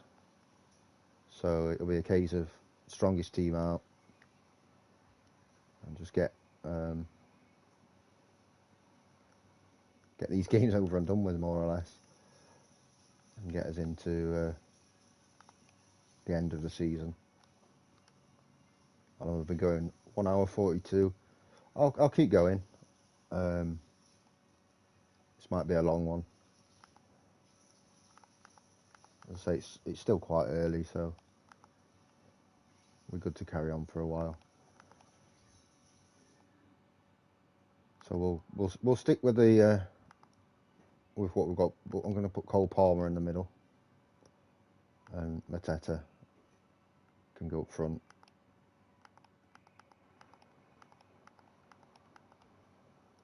It's nice to have a full complement of subs. Edouard now 6 weeks away.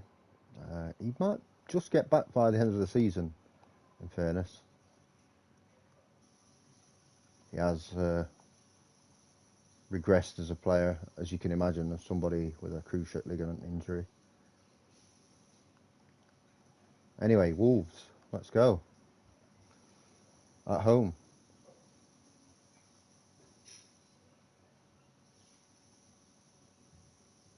As I didn't see if Kane was on the bench. Oh no, that's not a good start. Where's Mr. Will Hughes coming on for basically a full game? Yeah, but I think not having Kane probably cost Tottenham there.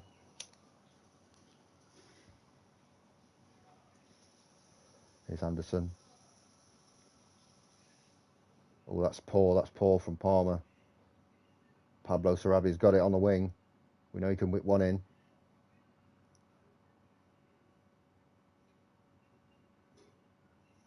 Well done, Elise.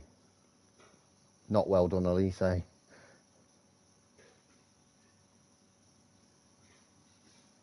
Ah, that's 1-0. It's Adama. You know you're struggling when Adama Traore scores past you. Another poor start.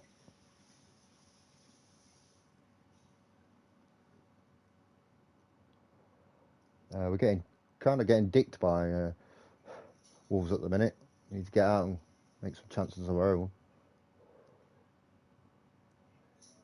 Otherwise, what's the point of that bonus point against Tottenham? It's Ait Nouri. I think that's how you say his name. Good left back. I like him. There's Hughes playing up to Palmer. As he's making the run, he's stopped the run. Mateta's carried on.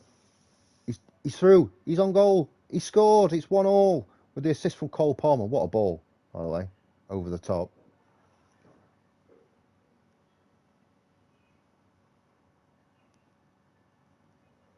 Saw the run, picked out the run, played the pass. Mateta had Jose Sarr all over the place there. -8 for ankles. Of course, Wolves. The last thing Wolves want is to drop points here as well. They're pushing for 4th place.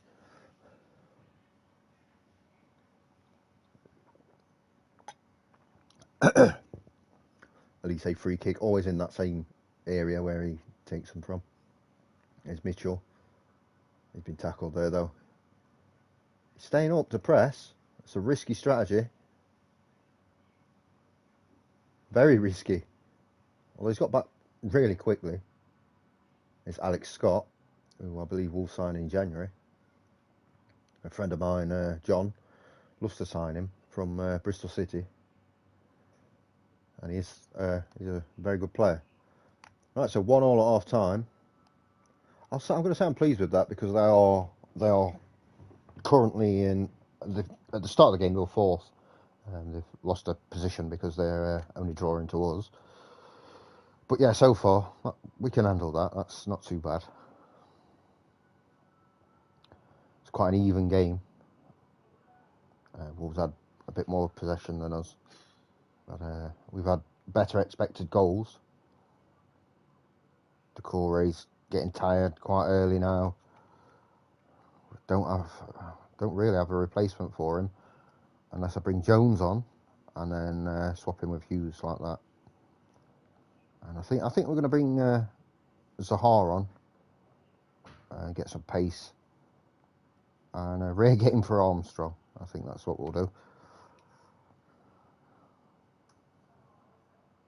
Down the line from Mitchell. Eze's not going to get there, but he's nicked it off Semedo. Just not the finish that I've come to expect from Eze. That's his last contribution of the game. There's Tyrick Mitchell with a throw back to Gay. Back to Mitchell.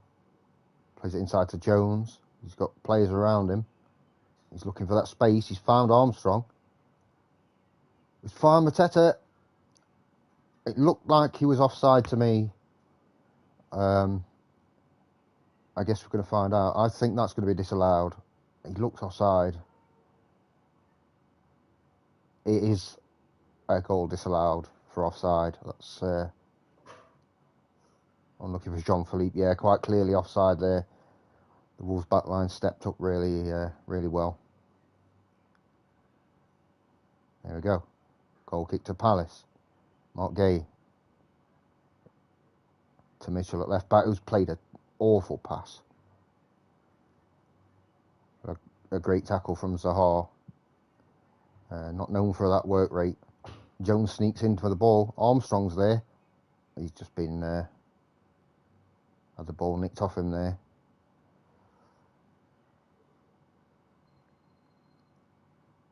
Now Max Kilman. Nunez. Nori to Kilman. João Moutinho. Wolves slowing the game down a little bit. That's a poor pass from Kilman as well, though.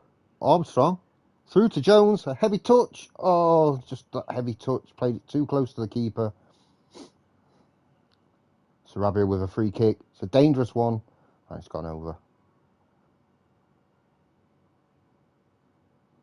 Mitchell's a bit tired, but he's going to have to soldier on. We're going to need him for the full 90 minutes here.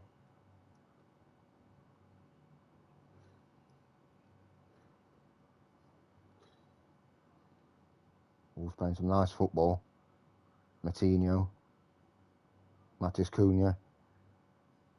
Oh, that's a hospital ball. From the right back there. Stanisic. Well defended. Back out though. Otto making a run. Nah, nothing. Last 5 minutes. Can we hang on for a point? Can we even get a counter attack? Can you get an attack going and get the win? Not quite. But it's another point in the bag. I'll just say satisfied with that. Probably could have come away with all 3 points. But another point in the bag. 11 points clear of the bottom 3.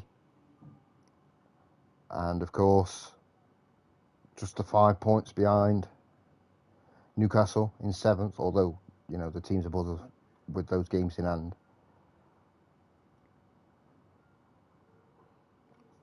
That's not a bad draw, that, against 5th placed Wolverhampton Wanderers. And we look at our form now, it's looking a little bit better. 2 wins and 2 draws in 4 games. And Villa and Newcastle away to come. 2 tough away games, that. There's another million out.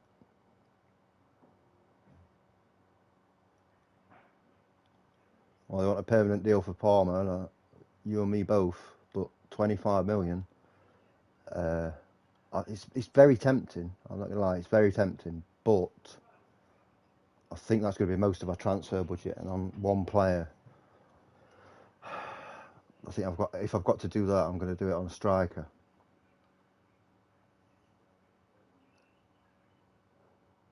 So Newcastle, with the defeat, they've got one less day to recover, but they've still got 6 days off.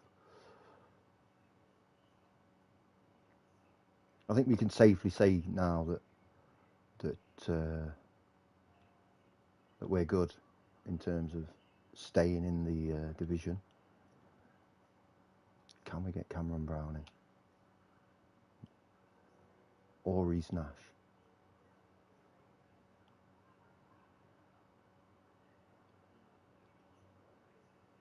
It's not like he wants a load of money. Why? Oh.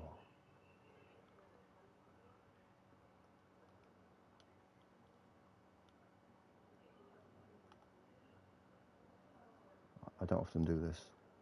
I'll do that. See if...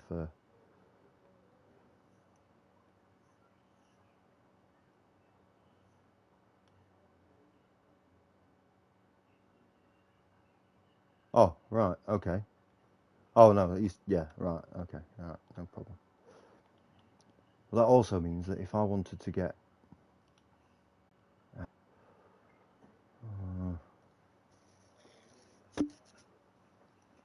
ball dumb it out for a couple of days.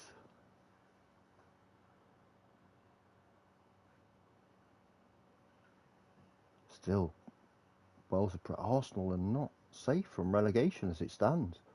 To see Arsenal in the Championship would be a bit mental, to be honest.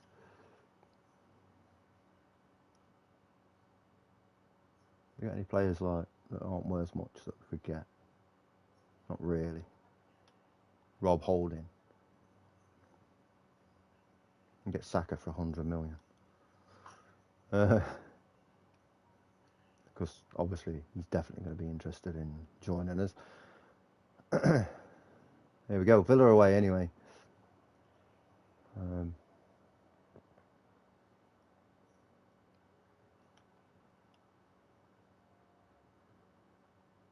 A win against these would take us above them.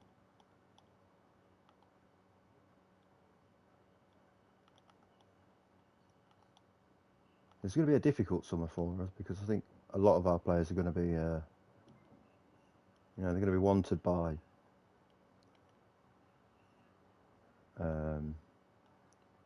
bigger clubs. A lot of our young players.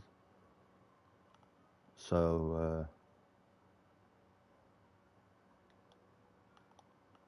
it's going to make things interesting for pre-season, to say the least. There we go, 9 subs. Always nice. I say next season, I think we'll have a lot more depth to the team. Should we be able to keep hold of our important players? Apparently, Everton boss Daesh is in the stand. I guess they've got Villa at some point soon.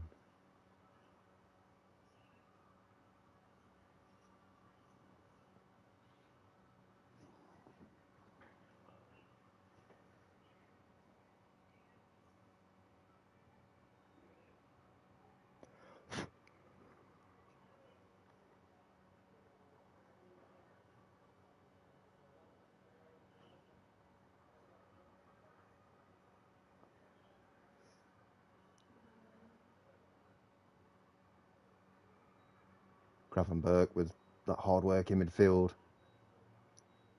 It's a good ball, and it's 1-0. I don't know. Now the ref's just walking away, so it's going to count. Mateta with a hugely important goal. He started to really show what he's all about. He's on a good run. He scored a few good goals, important goals for us as well. Just be careful there, Mitchell. With the Corey. Elise offside, doing his old trick. Oh, can he catch up with Bailey? He has. That's a great run to catch up with someone as quick as Bailey. But it's Buendia into the middle. Oh, he's bouncing all over the place. Just get it away. There we go.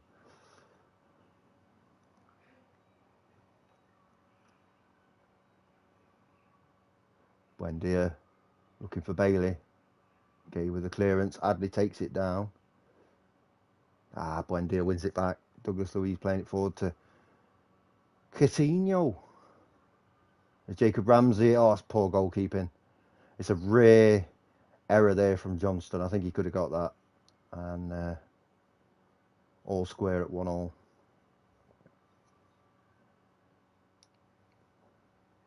It's not ideal.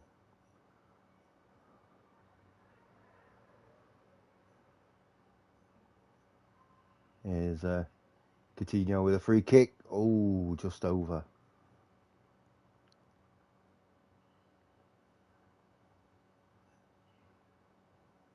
We get through to half time.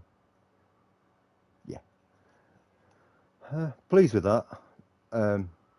Because it's a good result away to these so far. However, I think the game's there for the taking. I think the next goal crucial for both teams. Elise slightly injured, so I think Armstrong did well when he came on last game, so he can come on. Of course, Eze and Palmer can come on. We'll give Hattabor a go at right back as well. It's a lot of subs, but otherwise Mitchell's slightly injured as well, so looks like Dummett's going to come on. I think that's our last available sub as well.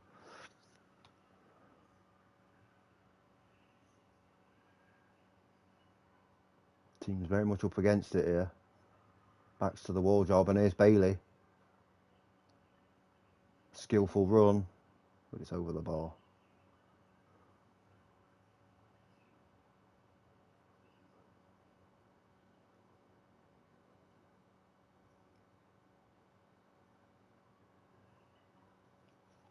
So try and get these guys to just focus up this last 10 minutes and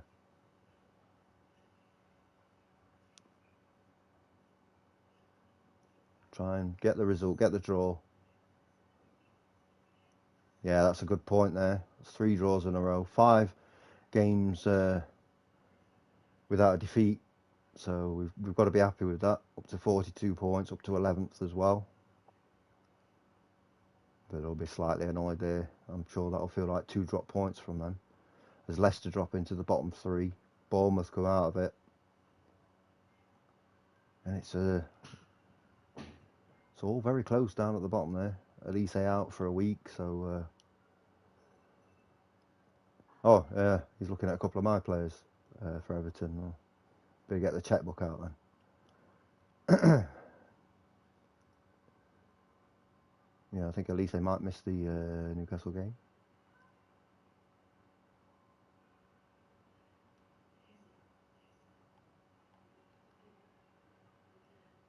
I'll try and get the director of football to sign these youth players. Maybe that's...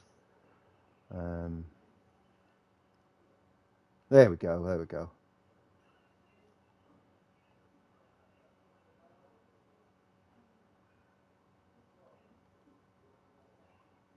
Yeah, now we can offer them proper contracts, look.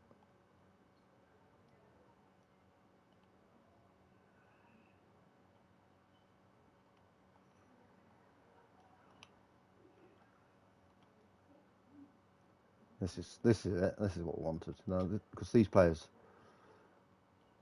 are going to be the future of the club. Cisse already had one, didn't he?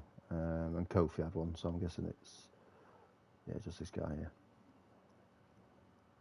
Oops, I didn't mean to do that. I don't like giving people that much money, but whatever.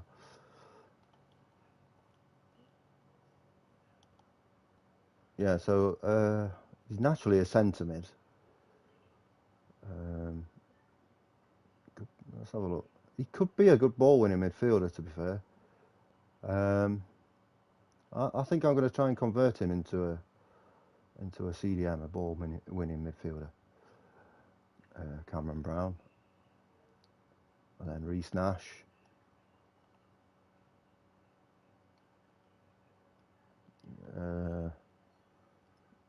deep line playmaker, a supporting one.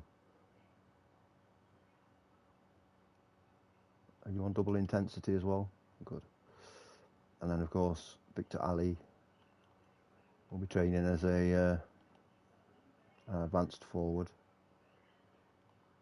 There we go. So we got all the youth players in the end that we wanted.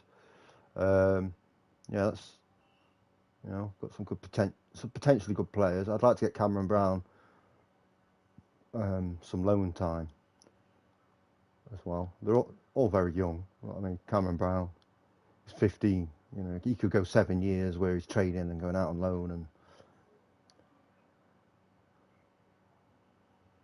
so who they got as part of the relegation battle? I mean, they've got us in there. I mean, technically, we could still be relegated. And I mean, Villa apparently are in a relegation scrap. They're ninth. That's not going to happen. There's 6 games to go. It's a possible 18 points tops. I don't see that happening, to be honest.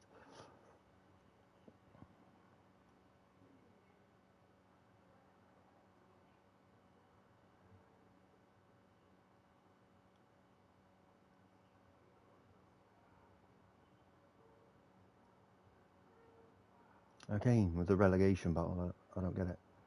Gaeta injured. That's worrying. Do we have a keeper, a youngster in the development centre? Don't think we do. Sort that position. No, we don't. Fine, that's okay. No worries. I think it'll give us a great keeper.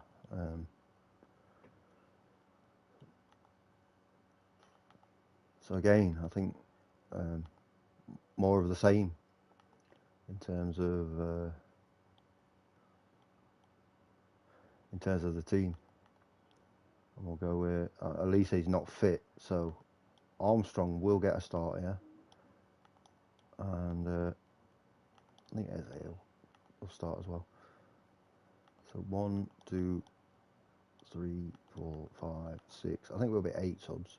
7 and 8, yeah. So he's got 3 weeks, and if we look at the schedule, 1, 2, 3, I think he might just make the last game of the season.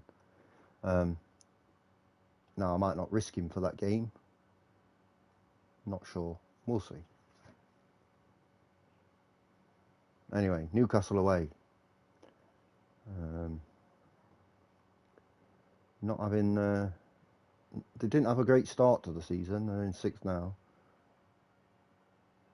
We've got a strong team, of course. I say that about just about every team, but it's true. There's a lot of good teams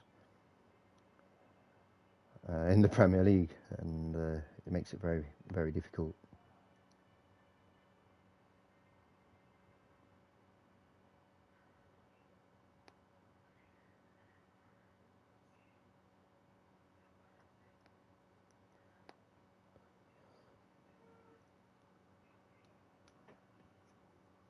So Mitchell throws it into Eze as Decore. Back to Gay, to Mitchell. Looking at what he's got on. Bit too far for Armstrong. There's Jamal Lewis, who I was linked with in January, and told them where to put Lewis. Not the sort of player that I'm looking for. Oh, he's hit that's a great shot there from Gimaresh. Hits the bar though.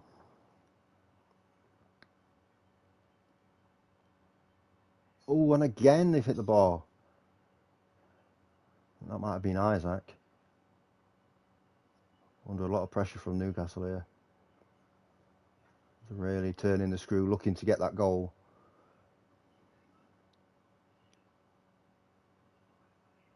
Adley with the free kick. Can we make them pay for these missed chances? Just wide. I think that was Anderson. After you see Nick Pope playing it out from the back, that's not really his MO, is it? And a mistake, and that's why he doesn't play it out from the back. Mateta, that's a great press there from Adley, and Mateta has buried that into the bottom corner. That's an awful mistake there.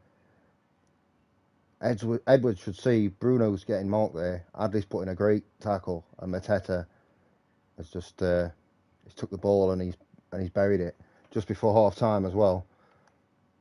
And we'll go in at half time with the lead as Guimaraes pays for the mistakes of the team there. He's coming off. And Newcastle have been all over us. They've had 10 shots, but they've had none on target. That's not clinical at all. Here's Gravenberch. He's having a go, and it's a good save from Nick Pope. That's what he's good at. You know, he's good at saving a ball. He's got good reflexes, and he's tried to play it out short again. This time he has found Lewis, and it's always risky when Nick Pope plays it out. That's not really his game. St. Maximin with the pace here. He's turned back to Willock. Can Isaac turn around? He can't. He's played it back to Sean Longstaff, who's had a go from a good 40 yards out there, and Johnston's had to tip it wide. It was a great effort. Ball in. Johnston with the punch. It's good that he's come to claim that.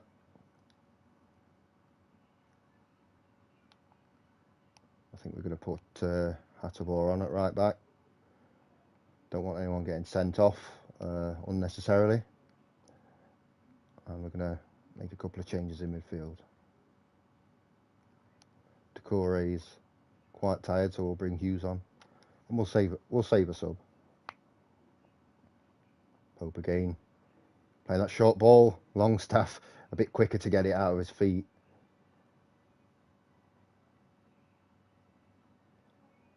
Adley again with the press. This is what we like to see. Got to work hard to get those results. Mitchell stepping out brilliantly there. Eze to Adley.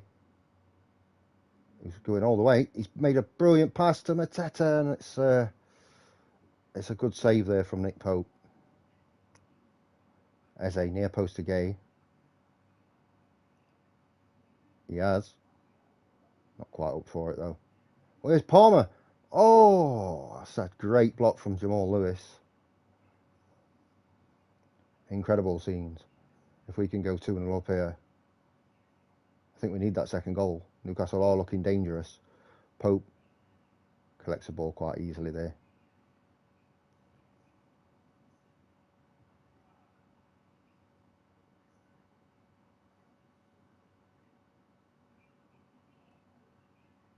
Oh, that's very, very poor. Hattabor has played Gordon onside there. Mitchell getting back, that's nice. Oh, Mateta's through. It's still Mateta. He's put it under Pope, and it's 2-0. It's 2-0 to Palace now. That is exactly what we needed. A wonderful assist from Eze. And all came off Mitchell there, working hard. Eze, he's got that pass in him. You love to see it, and right under Mateta, under Pope from Mateta. And there's nothing that can be done there. 2-0. Great stuff. Hughes plays it in. Eze is looking for that ball. He's gone back post. A bit too long for Palmer. Played it to the edge. It's Hughes. He's hit the bar. What an effort there.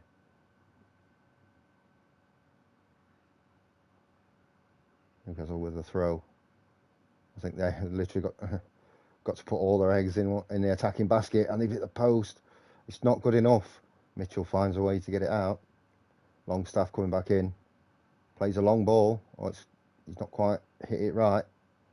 Counters on. Palmer is through. Mateta's in the middle. Mateta, and it's a hat-trick from Jean-Philippe Mateta. 3-0.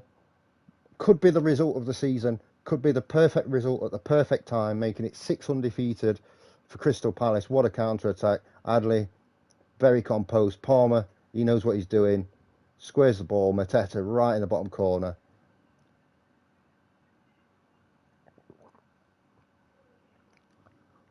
This has been the consummate performance from Crystal Palace. Newcastle in the ascendancy for the most part. Made to pay for not putting the shots on target. And what a game! What a game! What a victory! A phenomenal result. I'm gonna have to say I'm delighted with that, aren't I? That's amazing stuff. Up to 10th, 12 points clear now, with 4 games to go. Still only 5 points behind Chelsea in 7th. A little late surge here. We've got Chelsea at home next.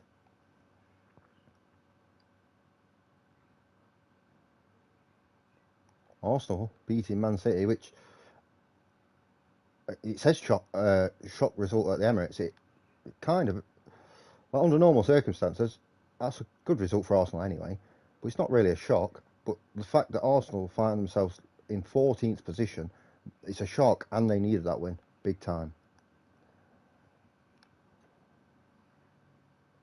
Ryan Gravenberch is in contention for the Young Player of the Year award. I think he's had a great season. I'll let you guys who have watched the streams decide whether you think he's been good enough to be in contention.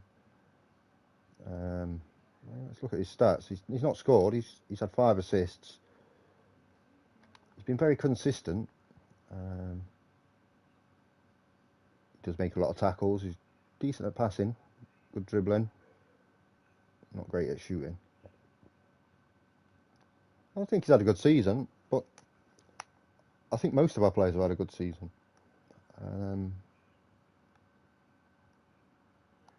it's been good. It's been good to see. Even more debt for the club now, look, making a big loss. Not a lot I can do about it right now, so we go again. We just carry on. And Mateta wins Player of the Month. Jean-Philippe Mateta. He got 7 goals in 6 appearances, as many as Haaland this month. He did have a phenomenal month, really. It's probably the best month of his career. And he's not had a great record before now, for us anyway. He was decent at Le Havre. He had a decent season there at Châteauroux. He was okay at Mines. He had 1 good season there and a decent there.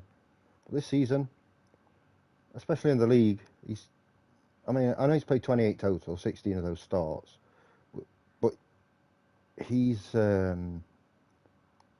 stepped up recently when we've needed a striker. Ryan Gravenberch getting Young Player of the Month as well, which is great to see. I got 3rd in Manager of the Month. I don't know if I've won one of those yet. I don't think I have. And yeah, so it was a very good month, to be fair. Because the schedule, look, that's a tough month. That's a tough run of games. We've had 6 games there, and we've won 3, and we've drawn 3. And I mean, just look at the name that's there. Just in them last 4 games, look. And I think he scored 1 against Everton. Could be wrong though. Yeah, he did. So it's not just 7 goals; it's 7 goals in his last 5 games. And we could go back to the Arsenal game. That's 3 wins and 5 draws and 1 defeat in our last 9 games, which is good. It's good form.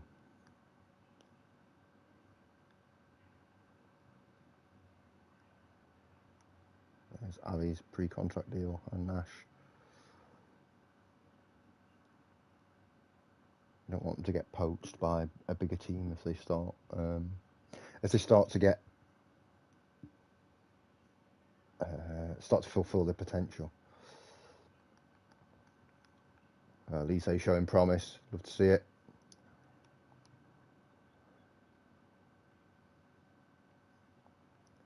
Put the wage bucket up a little bit more. Still, not being able to get Benzabiani, I don't think. Oh, yeah. He wants 92 grand a week. We can offer him 350.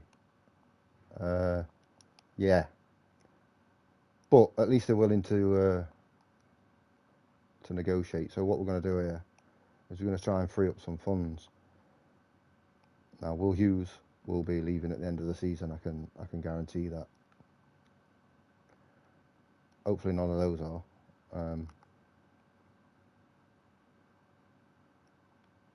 We'll see if we can get any bids in for Will Hughes. If we can, potentially. Look, the wage demand's too much. Yeah, I don't want to have to leave it too late, you see, and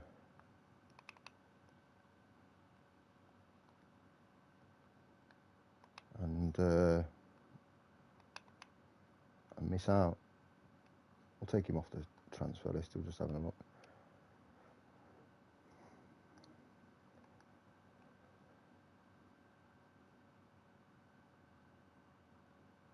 There we go. Chelsea at home. Jeffrey Schlupp talking about us. Talking well about us as well, especially considering I sold him at the beginning of the season. I guess he just loves Crystal Palace. I don't blame him. So Chelsea at home. That's the team we're going with. We're going to just stick with that. I guess Gaeta's going to have to go on the bench even though he's not fully fit. Edouard down to 2 weeks.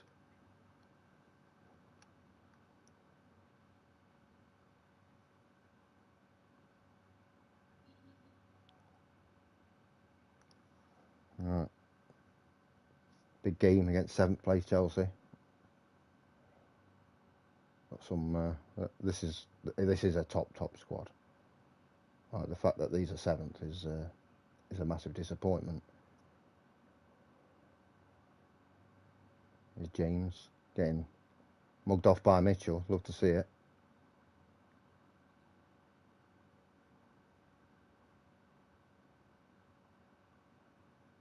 Such a good player is Mitchell. Be ashamed to lose him. If a super offer from a really big team comes in, I don't think there's a lot that I'm going to be able to do to keep hold of him. Same goes for Eze, Elise, players like that. There's not a lot I can do. Or James with a finish. He does have a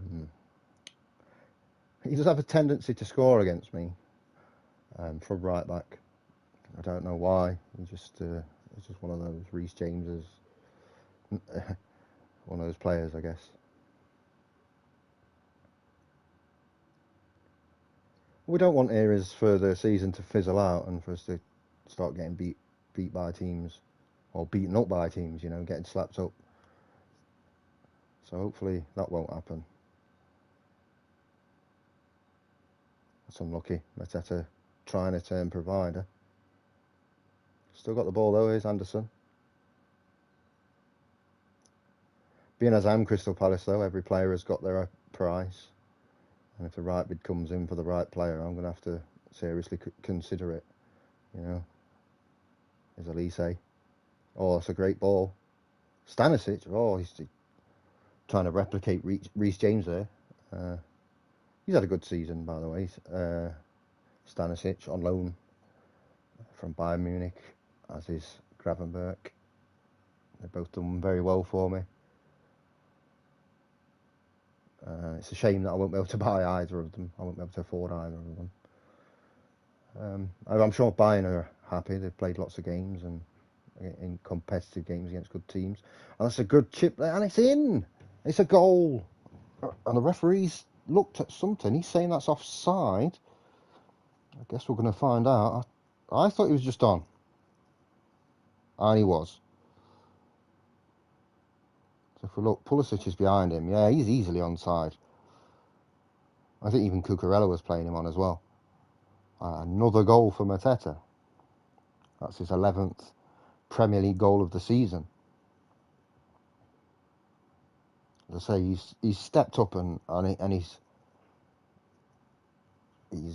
led that front line.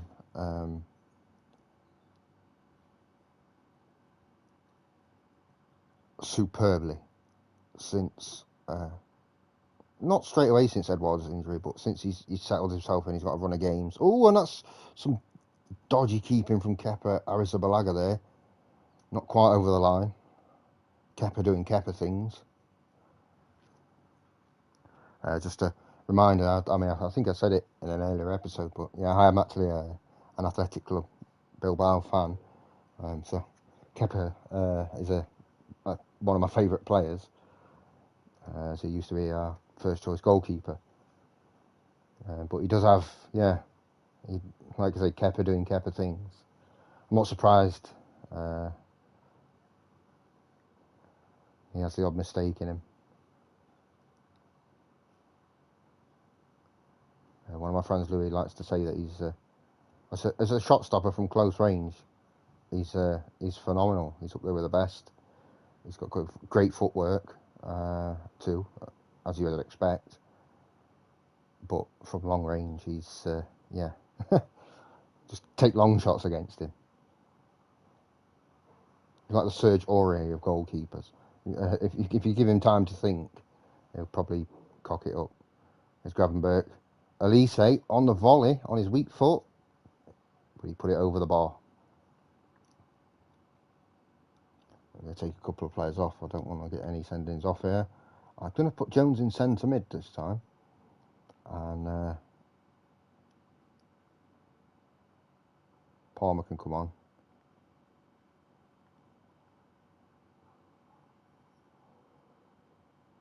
And that's it. That'll do. Stanisic with a great tackle. Subs haven't been made yet. Enzo to Mason Mount. There's Havertz. There's Reece James again. Don't let him shoot. Oh, that's a goal. It's a good goal as well. I don't think there's any question of offside there. Kai Havertz putting it in the back of the net.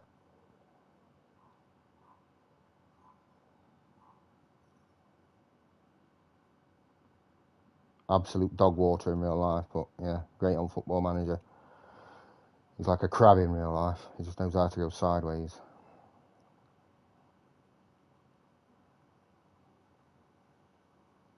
Not over yet though. Still 20 minutes to go.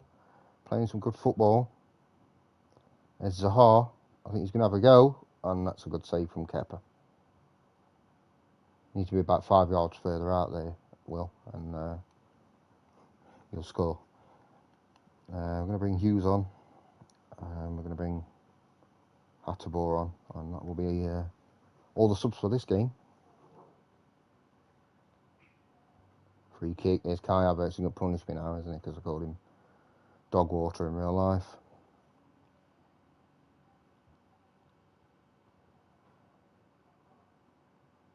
Good save, Johnston.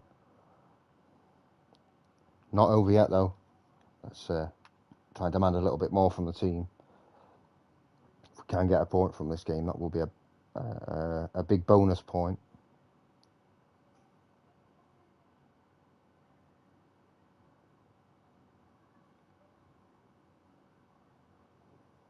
Don't know if we're going to get it though. We've had enough chances. We've a little bit disappointed. Yeah, I'm going to say satisfied because the performance was good. Chelsea are a good team, so I'm not going to be too harsh on the players. 11 points clear of relegation with just 3 games to go. We have secured our Premier League status for next season. That's a big thing for us.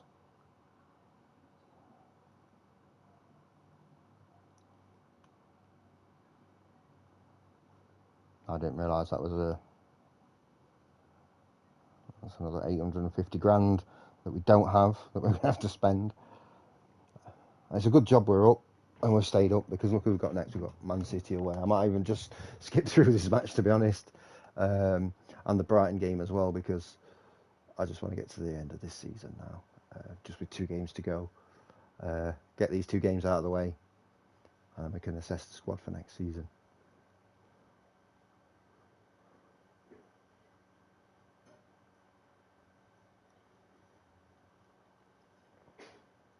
That we made 12 million.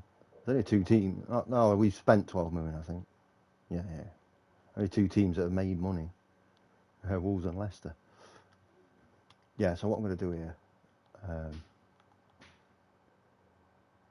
we've got 2 games left. I know we can finish higher up, but I'm not overly fussed. So let's give these guys a run out, shall we? Armstrong, Jones. Obviously we can't play Cole Palmer because he's on loan from Manchester City. So yeah,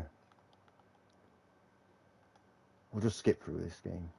I'm fairly certain we're going to lose, and we're probably going to get slapped up, to be honest. So we'll just skip through it. It's not an important game. 3-0. Okay, whatever. We take that. Down to 11th. I mean, we could possibly end up in 13th. I think we've got Brighton in the last game at home. Who else we've got? Schedule. West Ham at home, Brighton away. We'll play those two. But just because, we Man City away, we've got nothing to play for. Put a few of these players out, that don't get many games.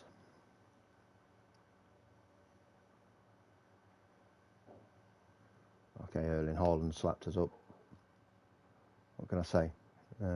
Obviously, not surprised. Yeah, West Ham at home next.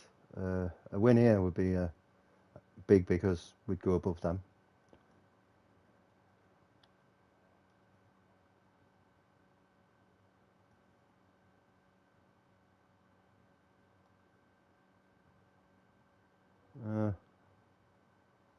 Don't mind that. Oh, it's not great, but yeah. Oh, there you go. Shady's back again. As you can see, our turnover is not good at all. We've got one of the lowest turnovers in the league, and we've made a lot from transfer. Well, made quite a bit from transfers as well. And the wages to turnover is 47%. It's up there. We need to get it down to in the 30s. Now, whether that be from reducing the wages or increasing turnover, I don't care. But we need to sort that out. I think the easiest way to sort that out is through European football, but obviously we haven't got that this season. Anyway, so on the right-hand side, we're going to go with Stuart Armstrong's going to get another game. Adley, and then Eze. I think Sahar can start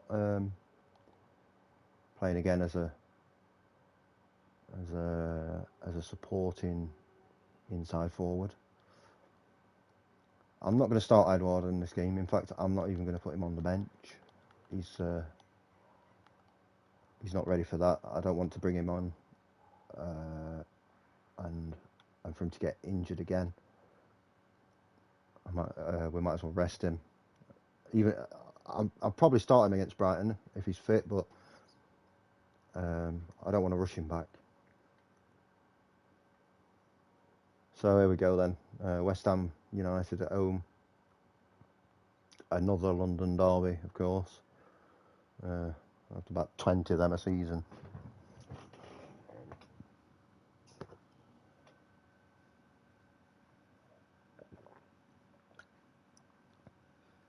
Corner from Cresswell. It's well defended.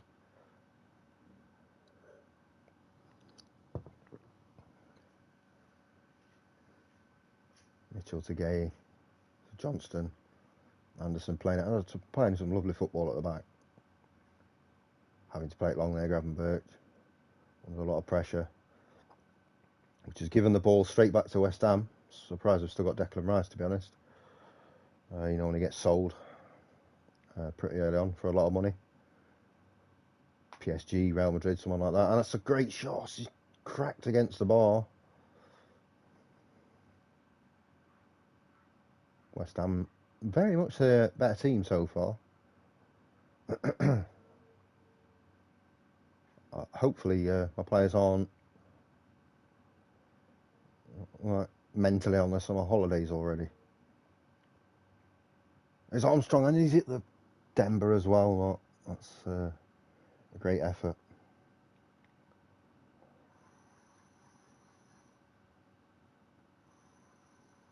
Another ball in from Addy, and it's a goal, and it's Mateta.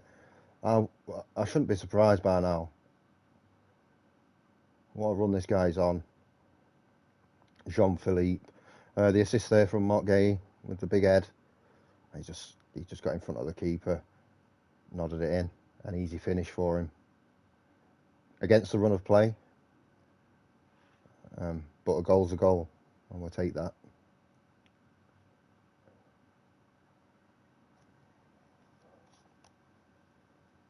Yeah, definitely pleased with that, even though we're not playing very well.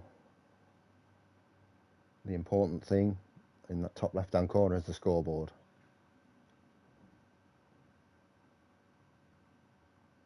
But here come West Ham with Cresswell, Anderson up well to stop the attack. Mateta, can he get through to Armstrong? Not quite. Big head again from Anderson. He's what a rock he's been at the back this season. Decore, Gravenberch. Mateta to Gravenberch again. Gay, I think he's looking forward to Decore, who's lost it to Rice.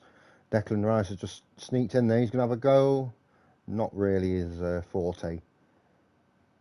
But just a warning there for our players. Can't switch off. I'll bring Hatterbo and Hughes on here. Because I don't like having players on the cards at this stage of the game. Tied legs.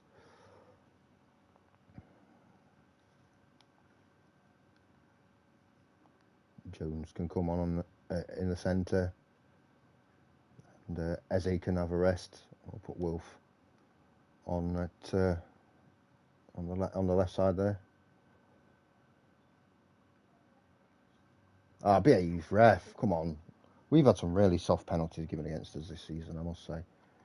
Ones that they've been disappointing to see because it doesn't look like there's anything in them, and yet they've been given.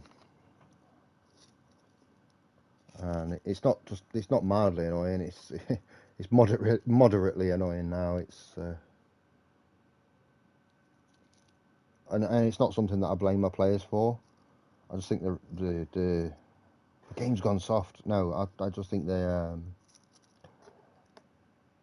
ridiculous penalties. There's nothing in them. But anyway, that's the equaliser for West Ham, and just over 10 minutes to go. About 15 if you include time added on. Excuse me. I'm drinking fizzy drinks. There's Zaha. Oh, that's awful. That's terrible stuff.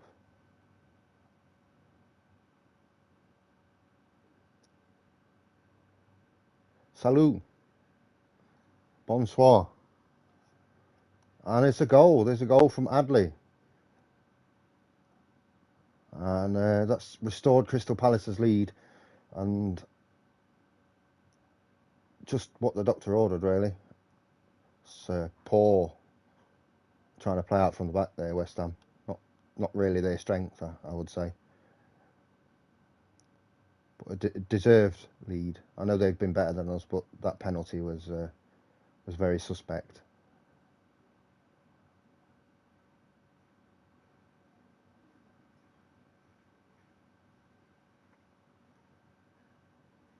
Here's Hatterbo.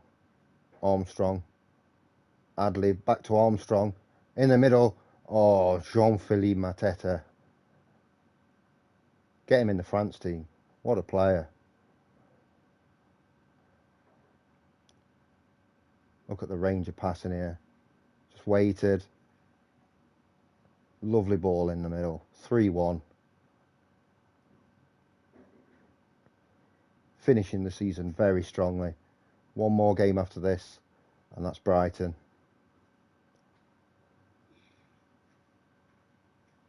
is Zaha. Four goals to one. I can't say we've deserved to win by this many, but what a second half. That's his 10th goal of the season, by the way, Wilfried Zaha.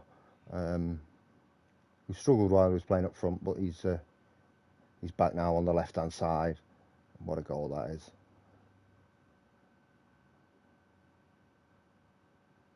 Straight from kick-off, West Ham with the highlight. I guess it's going to be West Ham unless they give it away, and they have. Mateta, what a tackle. That's what he does. He's just everywhere. It's gone through, though. And it's gone in. It's 4-2. Roland Salai with the consolation goal there for West Ham. Nothing more, I would suspect. Although it's bouncing all over the place. And Sam Johnston, that cool head. A lot of highlights here late on. As the legs have become more tired, the game's become more open. Hatterbaugh to Adley with the throw there. There's Jones, Hatterbaugh, Adley. He's going all the way, and it's a good save by the nipple, Areola.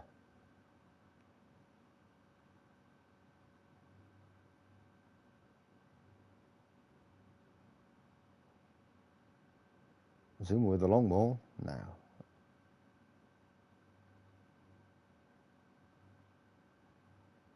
Love to see a mistake from Zuma. As a cat lover. That's a good ball. Looking for that ball over the top. There's Anderson just playing it out. That should be enough now to see out the game with a 4-2 win. It's overtime. Come on, then. Come on, ref. Just blow up. Oh, he's going backwards. Blow up. It's going to be a corner. He's had on a lot of time here. And that's it. Our final home game of the season. We finished it with a win. A good win. A 4-2 win against a local team in West Ham. We could still finish as high as 9th. Should results go in our favour. But results go against us. We can still finish as low as 13th.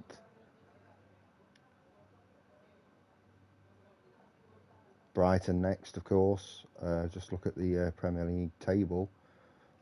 Look at that. 3 teams on 35 points going into the last day of the season. I'm sure Brighton, even though they've got the worst goal difference, obviously, but Brighton are going to really want to be. They're going to be really up for the game. Even Arsenal could still go down. That minus 23 goal difference, you know. It's going to take some because it means Southampton and Everton are also going to have to win.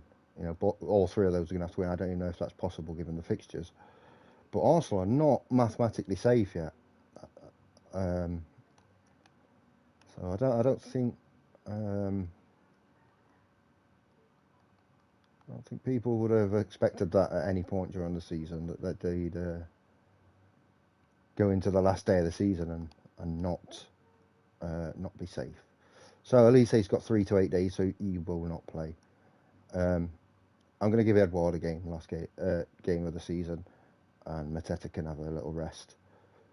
21 goals in all competitions. He's been phenomenal. You know, 8 goals in the cup, by the way. I'm guessing most of that was in the league. I know he got a hat-trick in one of those games. Yeah, 8 and 9 in the cup, and a couple of assists. He's definitely been one of the stars of the season. One of the players that has been. He's gone kind of like. He went under the radar early on. I was never going to sell him, but I was just like, when I looked over the squad at first, I was like, yeah, he's all right. He'll do.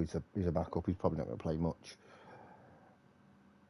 And it's turned out that he has played, and he's played quite a few. Mark Gay and Yassine Adley in the team of the week. There's another player there, Adley, 5 goals and 4 assists in the league, 6 and 6 overall. For the money that we've paid for him, has had a really good season, and that's really what we've been all about. Is there any team news? I'm not willing to talk tactics before a game, I'm afraid. That's not what I'm about. You say I'm being cagey or whatever. I'm going as if I'm going to change anything from the season. So I'm going to put Cole Palmer on the right for this game, and Armstrong's going to come off the bench should he play. Along the same for Edward, 45 minutes. Yeah.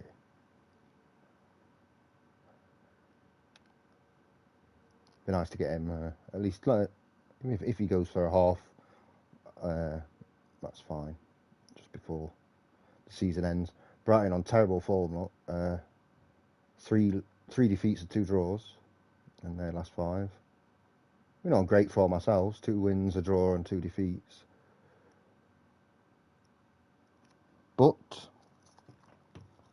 with that being said, we have had a good season. Max Aarons, who moved to Brighton, back in the Championship again. That's one thing I will be looking at come the end of the season now.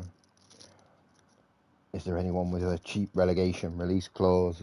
Can we get, like, let's say Southampton go down, can we get like a Lavia for 15 million or a Livramento or someone?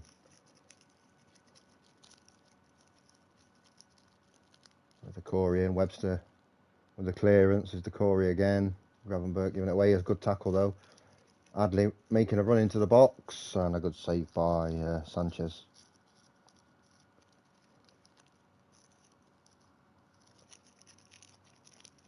And that's a very, very boring first half. And whereas I'm going to say, yeah, disappointed. These are all 19th. Whereas for us, we'll take a boring game. You know, if it ends up 0-0, it means there's another point on the board. For Brighton, they've got to go for it. They have to go for it. They've no choice but to go for it. Stupignon to Lallana. Gilmore, is he going to swing it in? To Lallana, who's put it high, wide, and not so handsome. Let's have a look. That's enough. I think 60 minutes is enough for Edward. He's done well. He's got some minutes under his belt. And so Zaha can come on.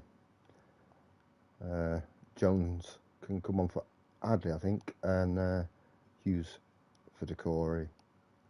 I'm gonna bring Richards on at right back, not Hatterville. And that'll be my subs, at least for now. I don't know if that was 4 or 5. I wasn't really paying that much attention to the numbers. There's Decore to Gravenberch. Edward with the turn. Oh, look at that. On his return. His 10th goal of the season in just 13 games. He has had, even with the Cruciate injury, he has had probably the best career of his season. Season of his career, not the other way around. Look at that. The turn, the shot. When we went on that poor run of form, that's what we were missing. All credit to Mateta, who came into the team and he struggled, and I wasn't sure what he was playing. And Zaha, that was, so that's on me that I wasn't given either of them a run of games like that. But yeah, Edward's just a different level. So as it stands, this result will send Brighton into the Championship. I'm not sure if a draw will do for them, and that's not going to do at all. These could lose a lot of players as well. We've got Caicedo, Colwell, Stupignon, Aarons. Yeah, Brighton are down. And Brighton are down, but Palace, with a great finish to the season, we've managed to finish 9th with 51 points. Very, very good season overall, and something to build on for sure.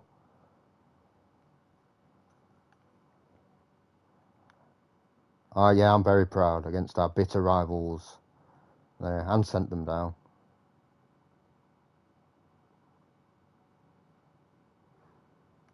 I need to chill. That's good. That is. I don't know what they're. Yeah. Oh, to keep it calm. Well, right, that's a great season. It's got rid of a lot of the debt as well. Right, nature calls quickly, and I'll just leave the stream on, and I'll come back, and we'll start on pre-season, I guess.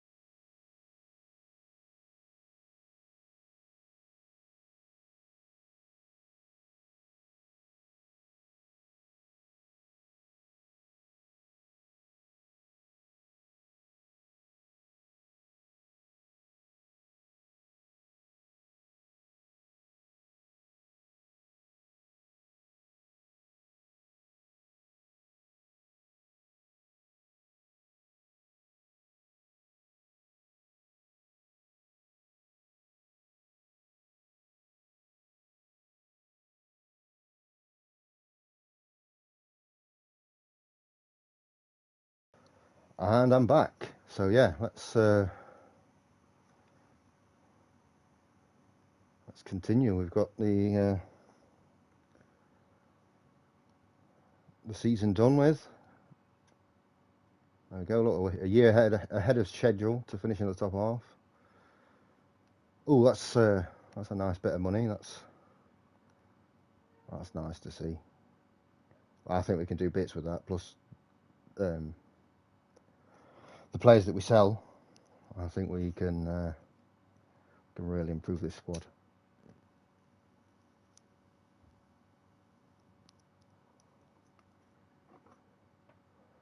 So we're just gonna get through. There we go. There's the end of season review. You get through a couple of weeks, and then assess the team and everything. So we'll go through it. It was a busy season in the transfer market, and it's safe to say there was some good business done in bringing in key new signings who contributed hugely to the season's success. Yassine Adli was a B minus. Signing of the season, I guess. The board were very pleased, and the player's high potential relative to the squad. An E, because I mean, it wasn't good value for money. I didn't sign Sam Johnston, so the E doesn't count, or Decore.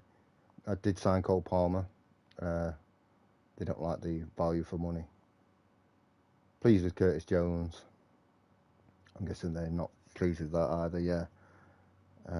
Dummett, they're alright with that. Hatterball, very happy with that. And Stuart Armstrong, they're okay with that. As for the players out, I mean, a C for them, B minus. They've been all right with some of them. I would expect, I would have expected them to be a a little bit more disappointed with the finances involved, as is usually the case on this game. So a season to remember, the Eagles were one of the competition's more unpredictable teams, enjoying an impressive spell of form between August and October that saw them rise to 5th, having sunk as low as 15th earlier in a campaign that ultimately ended with them exceeding expectations. We got a B for the Premier League. The board are pleased that the team finished or achieved a top half finish in the Premier League this season. However, we at one stage looked like qualifying for the UEFA Europa League, so we shouldn't get carried away. I mean, we kind of did, but yeah, we were 5th at one point, not for long, but we were in that little area there. But overall, I think overall it's a good season. As you see, we started off with a win, a couple of defeats and a draw, and then we went on a good run there. That defeat to Brentford was disappointing. The defeat to Arsenal was disappointing for a dodgy penalty. Beat Forest and Leicester. It's a great draw away to Liverpool. We were 3-1 up actually in that game. And then this is after the Villa game. We hit a really rough run of form, as you can see. Look, 8 games without a win, 4 draws and 4 defeats. And then we beat Forest, lost to Brentford again. They did the double overs, beat Leicester again, and went on a little run again where it was a bit dodgy. And this run here, three wins and 3 draws, and then the 2 wins at the end just gave us that little impetus at the end of the season. The English FA Cup, I mean, we weren't really that bothered. The board wasn't that bothered. So a C+. By the way, top goal scorer there, Jean-Philippe Mateta in the cup, Mateta, and again in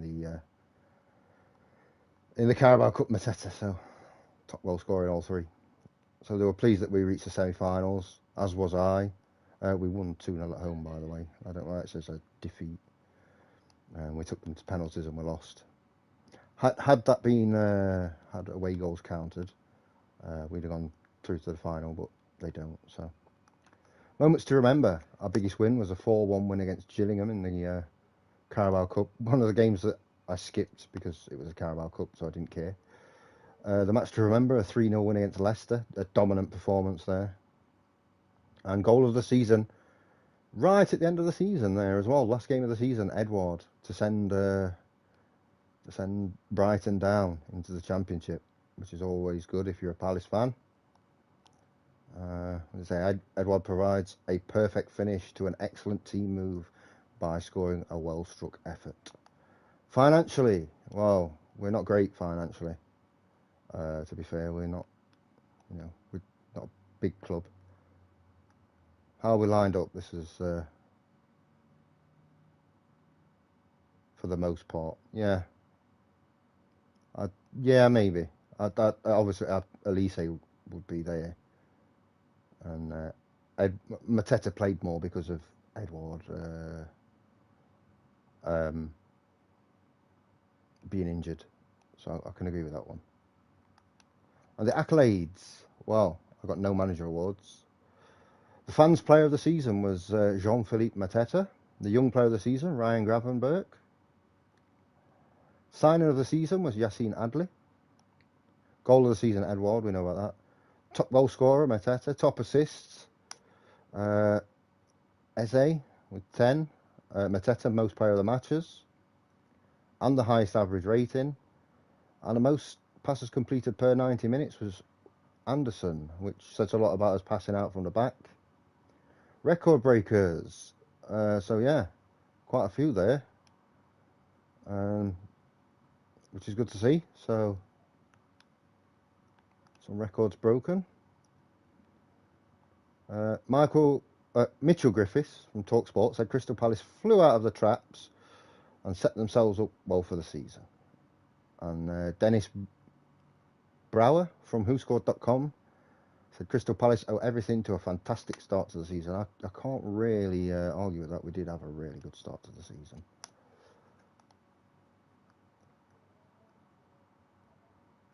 Gaita is going to retire. I don't mind that. He's going to be leaving on a free anyway. One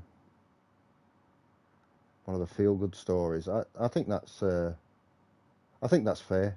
I think we were one of, I mean, not as feel good as Brentford in seventh or Wolves who finished top four, but yeah, I think we outperformed ourselves, or at least expectations. Finishing above the likes of Tottenham, Arsenal, Leicester, Everton, Villa. You know, some big teams down there. Brighton even, who got relegated. Right, what do they want us to do then next season? Finish mid-table again. Yeah, and just grow the reputation, which I'm absolutely fine with. Can't really take much into account when it comes to the new season team report because look, 1, 2, 3 of them in the starting 11 and won't be here next season because they're on loan.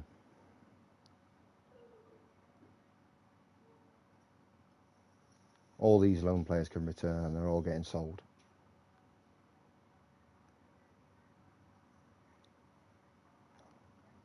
Want to make as much money as we can, lower this wage bill as much as we can, and then go for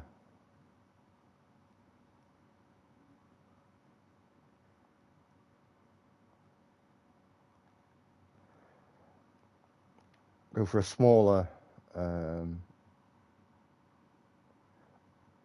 squad overall, as in first team and reserves, but with more quality, so we could spend more on each player.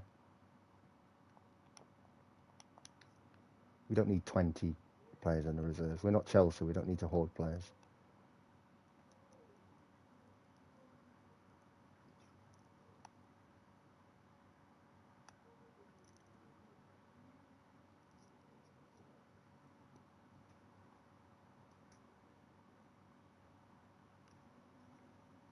What's this? The FA Cup final, West Ham and Liverpool. Liverpool going to do a little cheeky cup double? No, they're not. West Ham. Was a great FA Cup win there.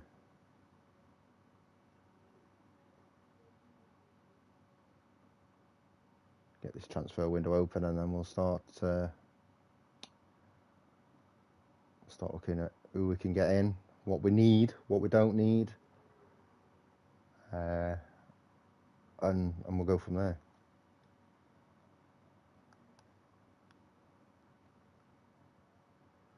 Tax bill, yay, lovely.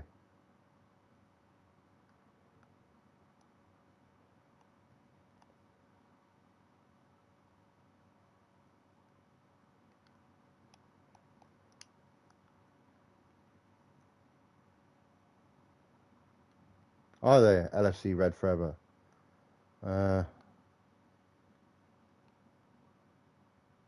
See a Liverpool fan in. You'll be happy we did the double over Everton.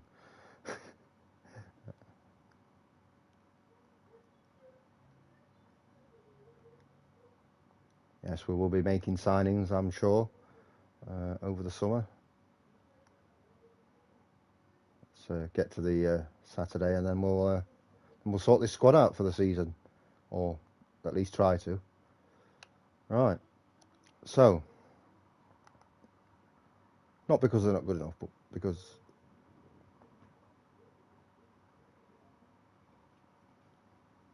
yeah. What's that? LFC Red. What's up?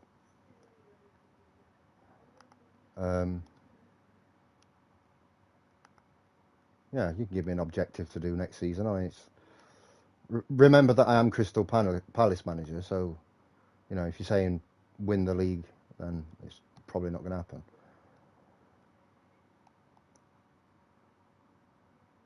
So yeah, Will Hughes. Well, or you can leave, and then we'll look at the reserves.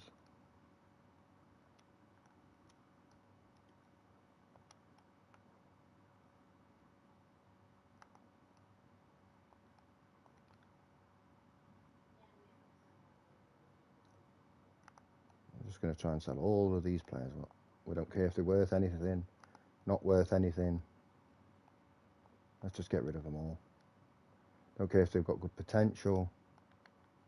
We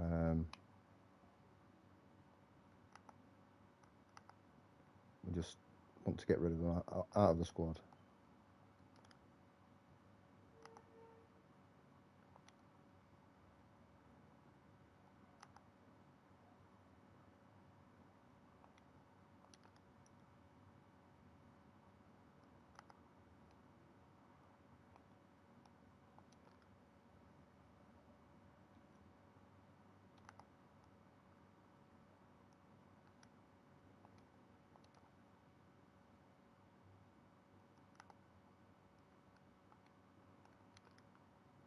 he's still out for a long time. 4 weeks.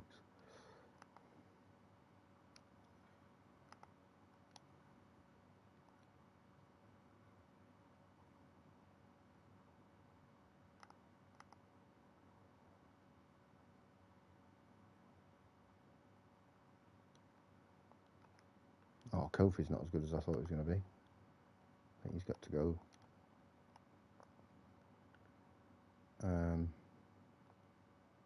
Did we get as far as him? No. Don't really want to loan him out. Who is he? Oh, I've lost him again. No. Oh, it's this guy. Yeah, I don't want to loan him. I want to sell him, to be honest. Yeah, Scott Banks. He's going anyway.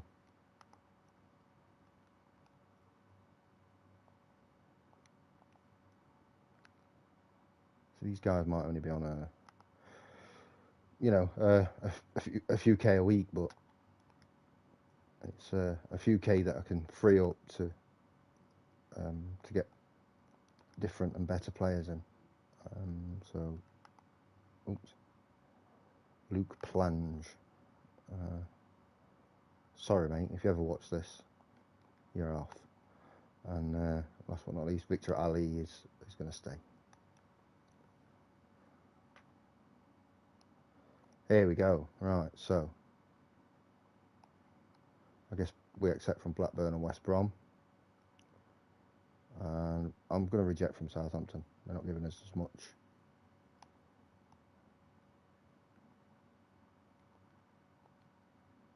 He's going to be leaving on a free anyway. Rather the money up front.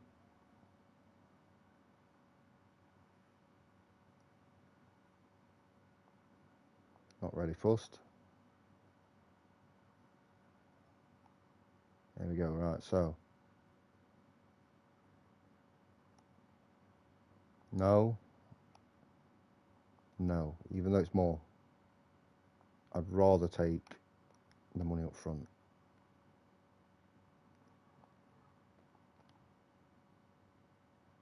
Whoops. Looks like you're getting rejected then.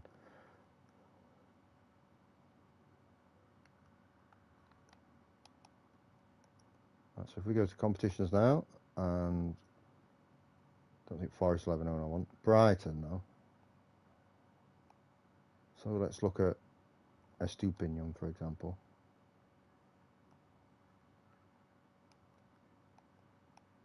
We need to McAllister, Billy Gilmore, Caicedo. We're all worth a lot of money, but as soon as the new season starts and these go down, Max Aarons as well, I think we'll see if they've got any. Oh, there's Evan Ferguson. We'll see if they've got any clauses in the contracts they might be able to exploit. Unfortunately, Southampton stayed up. Wanted to get maybe Lavia or someone like that. Hey, I don't care if he's wanted and who he's wanted to buy.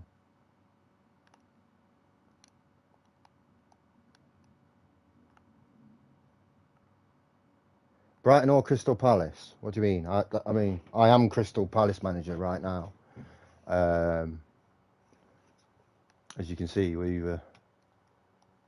did all right. We finished 9th, and I'm just looking at who I can get in for next season to take us from that 9th place up to, top 6 or 7.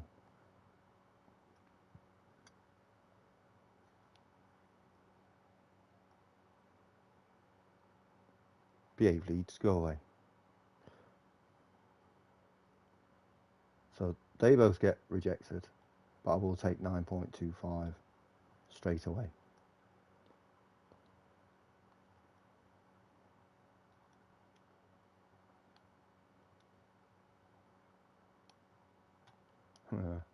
Tyrick Mitchell's going nowhere. He's literally going nowhere. So this is the squad I've got. It's a very small squad at the minute, and It's only going to get smaller because I might keep Dummett for another season, to be honest. He's 31, he's a backup, he hardly plays. I've got Tyrick Mitchell. And how much is Stuart Armstrong on a week? 53, that's quite a lot. Dummett, how much is he on? 35, I can do with that. We'll see, we'll see. I'd like to sell Wilfred Zaha and get good money for him, but we'll see. So Estupinian doesn't have any clauses in his contract.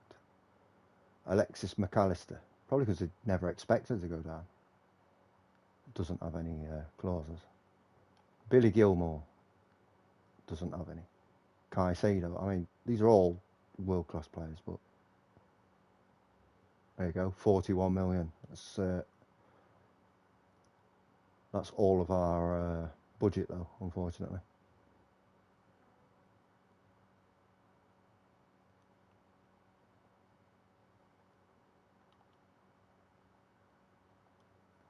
Too expensive.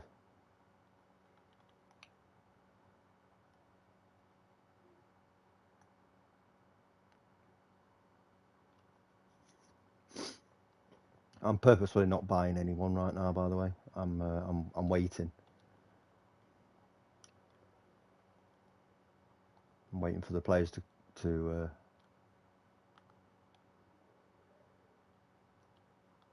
come in. We've got some top class players coming in. Actually, while I think about it, what position would I like to upgrade? I mean, definitely need a right back. I mean, that's the main position, I think. We're going to need some centre mids, although I've got a couple coming in, so let's see if we can get let's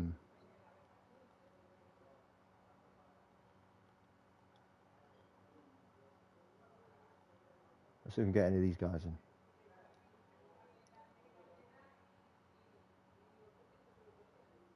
Get out of here. Hopefully we can get Benzabiani. And then this young guy here, I don't know who he is a Tunisian. Hopefully he's interested. He is. You don't get any wage riders or a salon fee. You can have more money a week. I'd rather you do that. Yeah, definitely a right back, I think, would be the main priority for us. If you look, I'm not even getting a right back in. I think we're all right at centre back. Left back we're good. Keeper we're good. Yeah. What's the budget? That's a good question. I don't actually know how much we're going to have.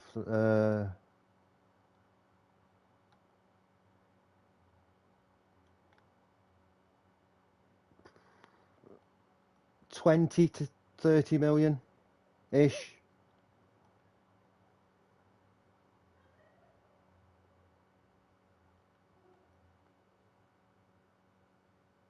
I don't want to spend every penny I have on. Apparently, I'm after Weghorst. No. Yeah, I don't want to spend all my money on the right back because I do need other positions. But it depends who it is. I mean, if you know a good right back, I'll definitely look at them. There you go. Here's some money in. There's some more, and there's some more. Lovely. Now get out of here, Jack Butland. There's some more money, look.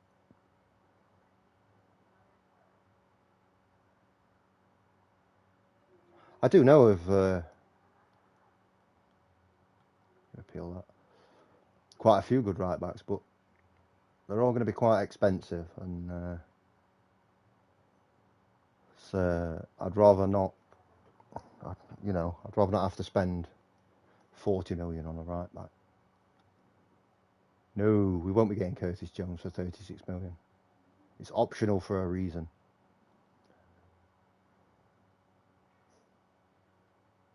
Well, that's annoying. The guy's a full international for Tunisia. I'm guessing we won't be getting him then. So Very annoying.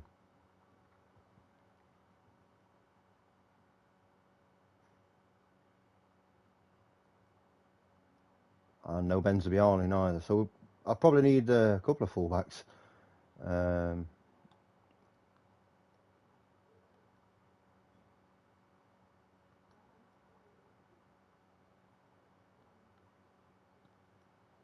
Mid-table, not bothered about that.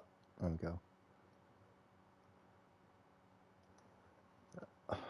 I'm just trying to get to the July the 1st, and then I'll know exactly what I need and who I'm going to get or who I can or not get.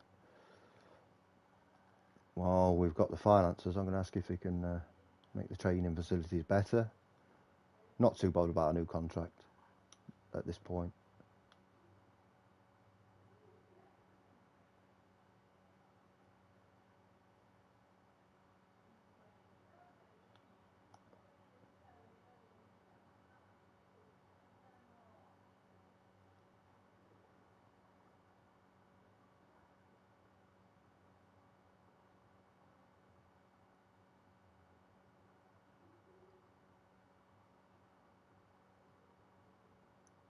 There's a lot of bargains out there. A lot of the players that I've tried to get, to be fair, I've struggled because they've not been able to get work permits. I don't need to follow the Champions League.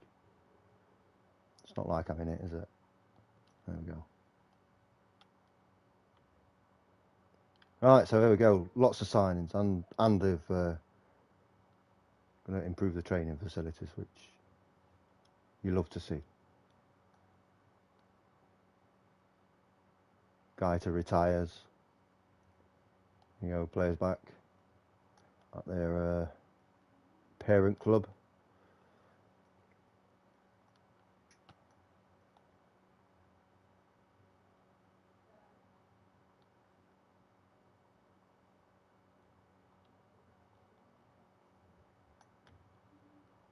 Right, so now we can see. Oh, they're not here yet. Let's give it a sec. There we go. Now we can see what we need. So Jonathan Bamba is going to play on the right hand side. I've decided. I believe. Yeah. So be an attacking inverted winger. Scary. Where did I say he was going to play? I think he's going to be a ball winning midfielder. CDM.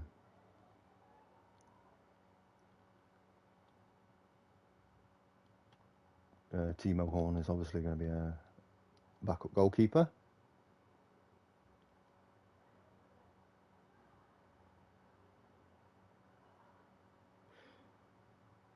Marcus Thuram will play on the left hand side as a supporting inside forward. And Jose Campaña will be a deep line playmaker. Oh, there we are.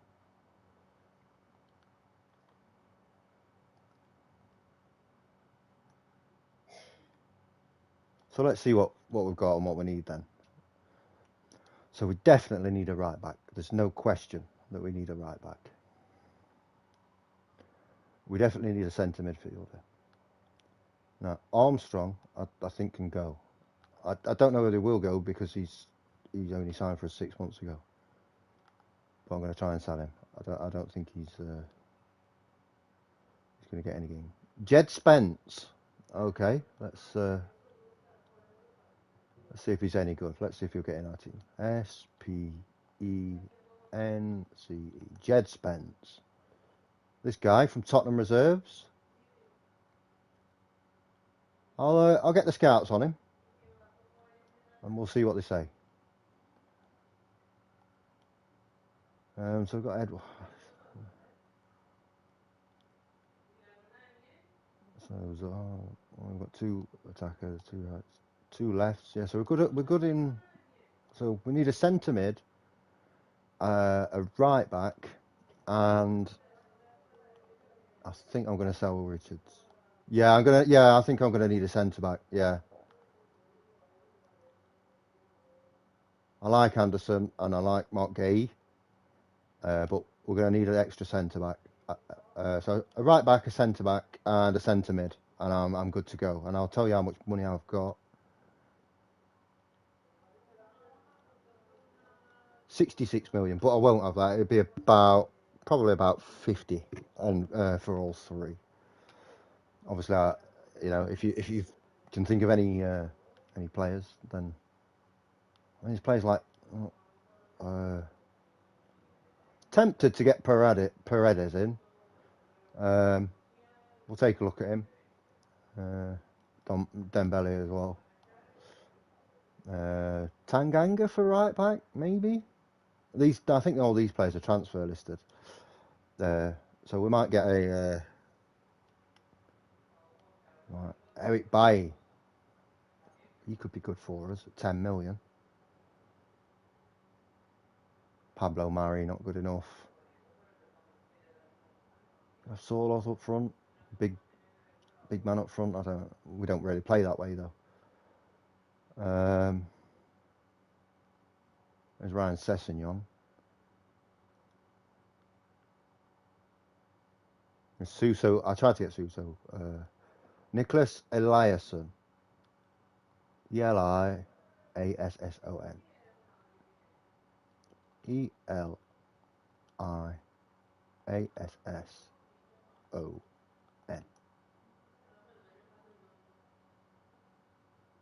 Have I spelt that wrong? Eliasson. Who does he play for? Let me know who he plays for, and I'll try again, and I'll have a look for him. No, I don't want this guy. Tellez. Can we get Tellez in at left back? That'd be a good signing. A bit old though.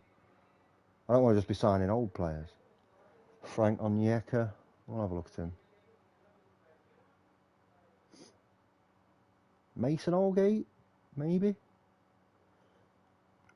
AIK. Oh, from Sweden then, yeah.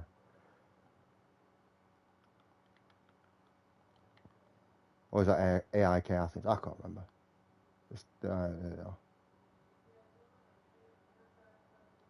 No, he's not here. He's not there. I'm afraid. I don't know why, but he's not there. I am playing the console version, by the way, so maybe that's why. Bakayoko, we'll have a look at him. All these players are going to be like really good for us. We'll look at Ampadu.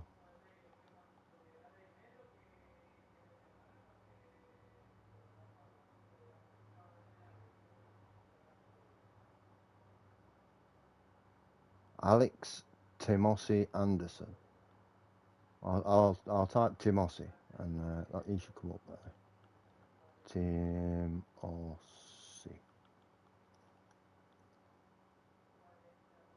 No results found, I'm afraid. Let's see what this other guy's like that you suggested. I'm intrigued to see what Jed Spence, I think it was, wasn't it, from Spurs. Oh, look at this, it's good. So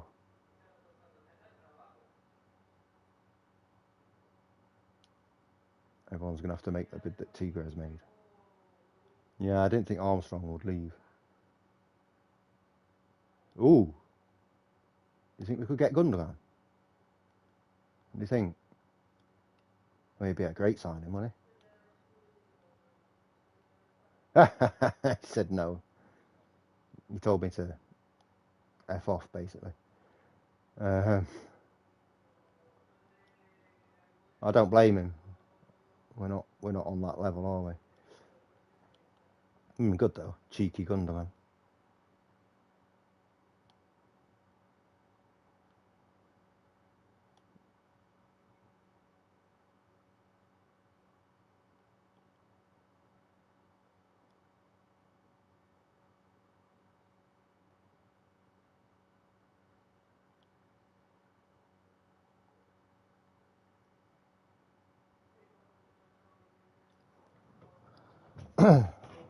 This is where this is my favourite part of the game.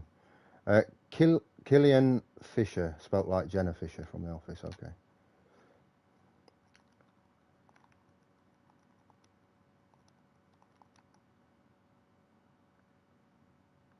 Look from Wolfsburg. This guy. Got to scout him first because I was waiting for bid for him. So we'll put another scout on Jed Spence. They're saying there's a D, but he won't be. He'll be better than that. Quite expensive. I mean, as far as the centre mid's concerned, I'm very, very tempted to get Paredes. Although I don't want to play him as a ball-winning midfielder. I'd like to play him as a deep-line playmaker, which he can. You want a lot of money a week, but his value's good.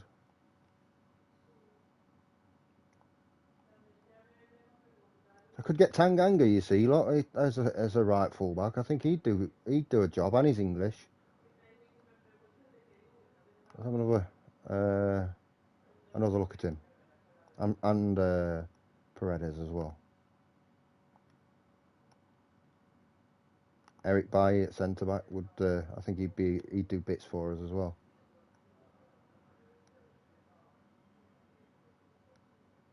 Did he play for Palace before? I didn't realise. Oh, a long time ago, yeah.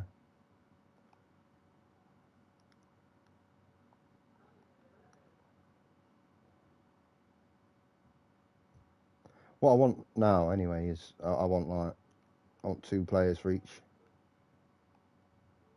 position.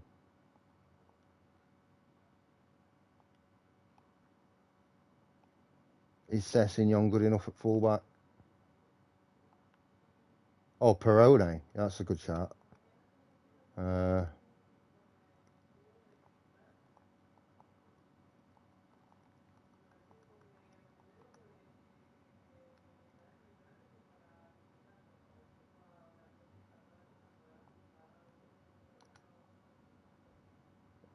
don't know if he'll get a work permit though. We'll see. Have a look at another look at Sessignon. You need to scout these players twice. You see.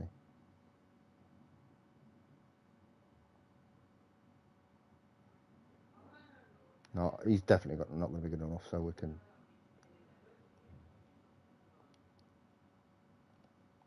Nah, Allgate's not good enough neither. No.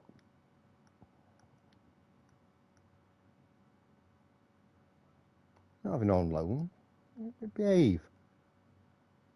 Ethan Ampadu is not good enough.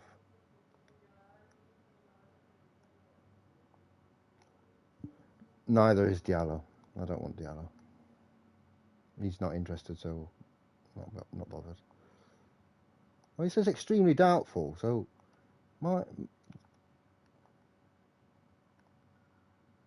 just give us a chance. You know, we're a good team. So he's not good enough either. Well, how old is he? 26, yeah.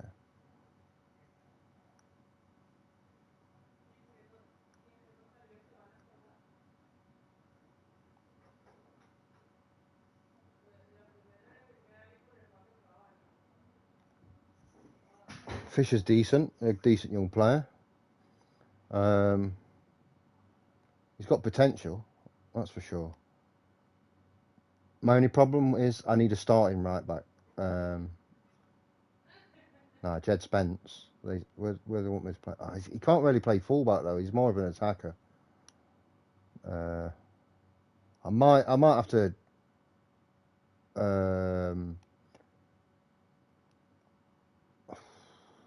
don't know. So let's get rid of Richards first. And I'm definitely gonna get Paredes. Hopefully he'll get a work permit, to be honest. Paredes would fail on a. How much do they want for him? So we get him for 10. There you go. Oh, they're saying 8. Do they want 8 for him? Oh, I don't care.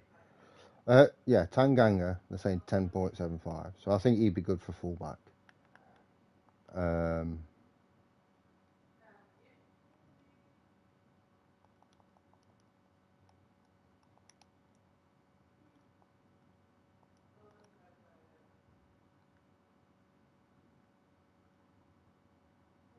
so that'll be a right back and a centre mid. It'll be a centre back that I need. But I've got quite a lot of money to play with, so I'd have probably more. Let's get rid of Richards and then. So, look, I'm gonna have about 50 million to spend on a centre back. But I don't. If I don't have to spend 50 million, I don't want to spend 50 million. I'd rather not. I don't want to ruin the club financially. I'm happy with that. That's good.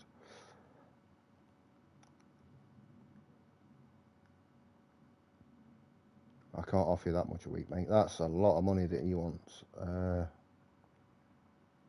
We can do 135, but I can't do any more.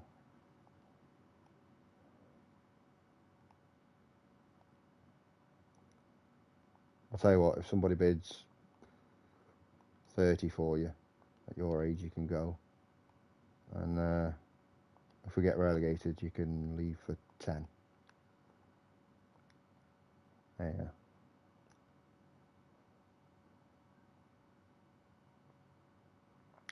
I don't think we'll get relegated, by the way. That's why I don't think that's a problem. See, Eric Bailly as just a centre back, just not a ball playing, but look at his concentration and his decisions. Oh god, no, I'm not getting Eric Bailly. Here's Perone. Here's the first look at him. He's a good player. There now, you're talking my language here. He's a good player for the future. I think we're gonna. Is his contract up? A long time, but I don't think he'll ever play for Manchester City. I think I'm gonna sit out this guy, and I'm gonna what I'll do is I'm gonna add him to the shortlist because he's not gonna get anywhere near Man City's first team. So I've just got to wait until Manchester City transfer list him, which they inevitably will, and then I'm gonna pounce for him and get him for cheap because I don't want to pay that much for him. So he's one that I'm gonna get. Yeah, I'll send a scouts out after him again as well. Ryan Sessegnon. I'm still not sure. Like, there's bids for him. What? It's pretty cheap, 6 million.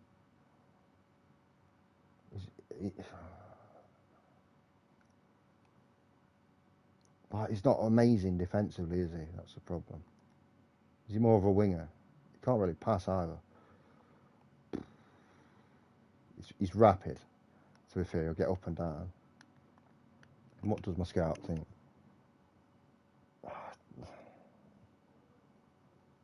He'd be my second best left back after Mitchell. He'd be a good player to have. I'm going to make a little bid for him, a little cheeky bid. I'll give you 6.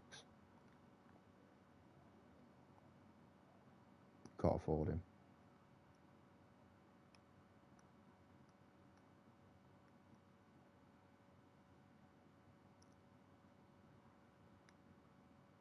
So it's between us and Olympique Marseille. Whether we're going to get Sessegnon. Yeah, we could take that down. Look, we're not spending nearly that much money. No wage rise for you. I'd rather just give you money straight away, just a little bit more money. Yeah, look, A minus. He's class. You've recommended someone here to me that is, yeah, he's top draw, but but I don't want to spend that much on him yet. And as I say, I don't think he's going to get near Man City's centre mids. Now look at them. Look. Even Phillips don't get anywhere near. And then we've got like Rodri, Silva, Grealish can play there, De Bruyne, Foden, So I think I can just wait them. I can wait him out and I'll get him.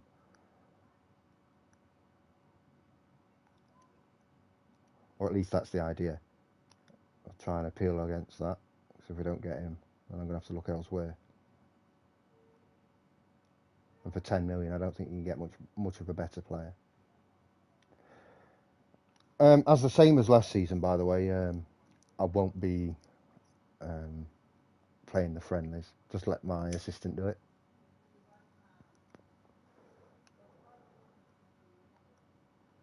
Ah.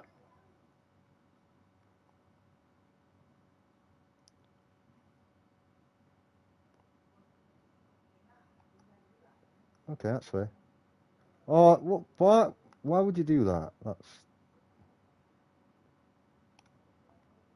So basically, whoever I want to get, Marseille are going to just steal them off me. Give me one of those sort of pre-seasons then.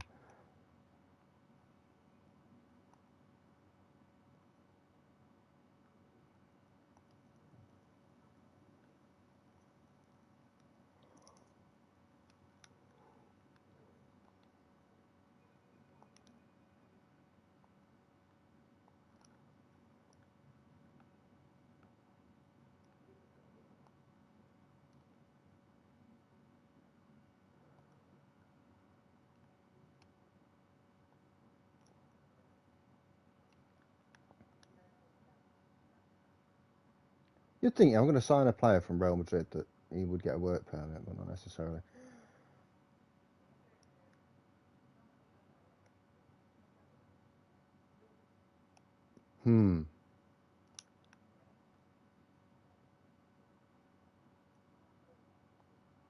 Mario Hermoso, I could play left back to be fair.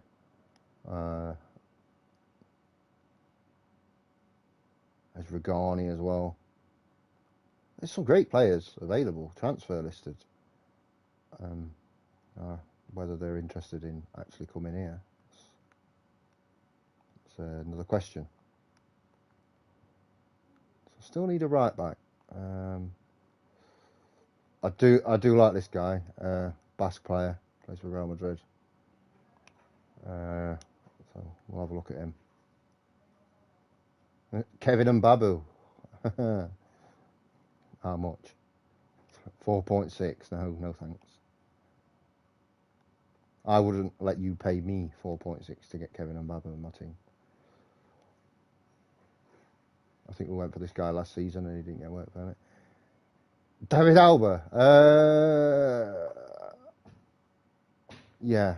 Do you mean Jordi Alba or David Alaba? Which one?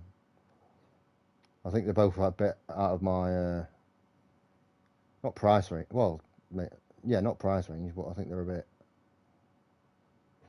steep for me. I don't know if they'd be interested. I'm not even in Europe. Let's have a look. Alba.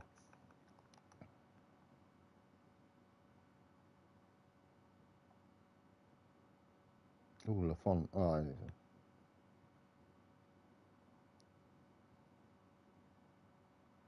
Oh, yeah, there is actually a David Alba. Look. Yeah, we'll get this. I don't think you'll get a work permit though, because I'm managing England. It's always a bit of a ball ache, to be honest, to get players in, because Brexit means Brexit. Marcus Alonso, getting on a bit. We'll have a look.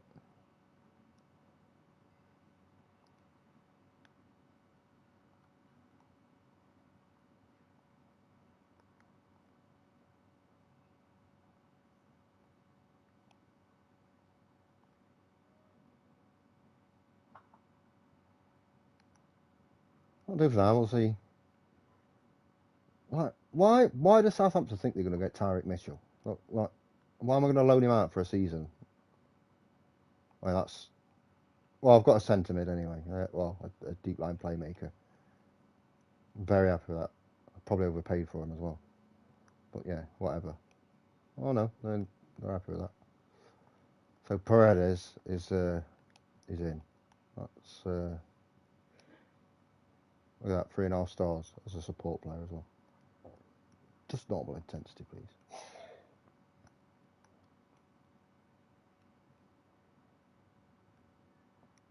So I don't need a centre mid now. I'm good for centre mids.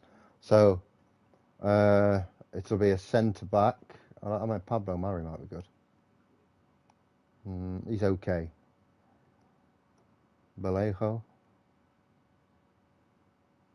I've got the same problem with him that I would have with I've got with Mark Gay. I wouldn't have any defenders that can head a ball.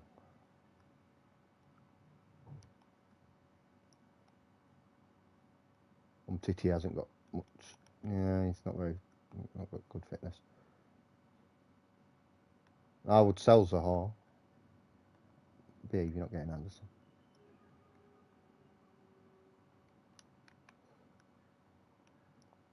Yeah, so we've got centre mid now. Anyway, we're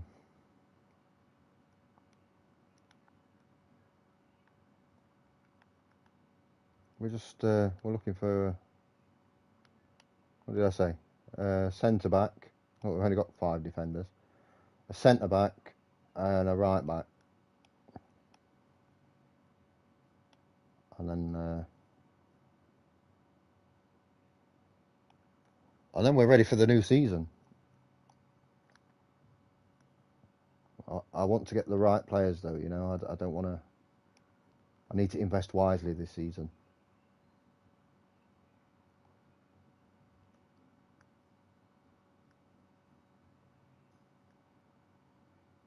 I cannot afford to buy any flops.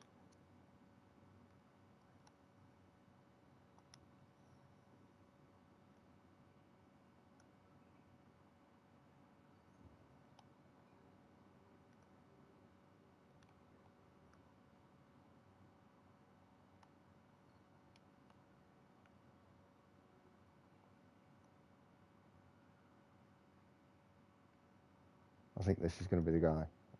How much do they want for him? 2.3. I'll give you 2.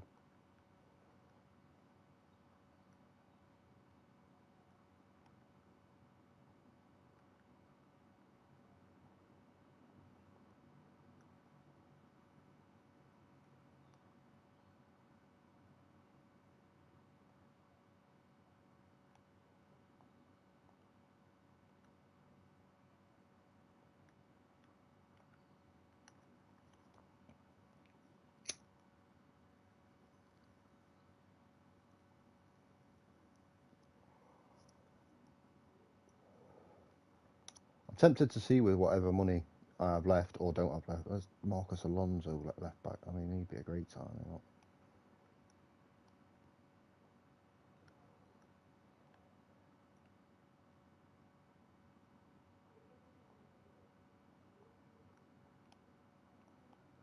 Would you not get a work permit again though?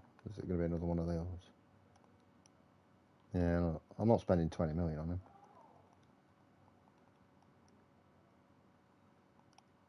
I'll give you just no. I don't know. 4.6 is a bit much. 4.2.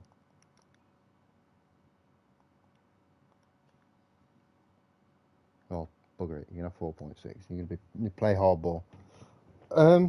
Yeah.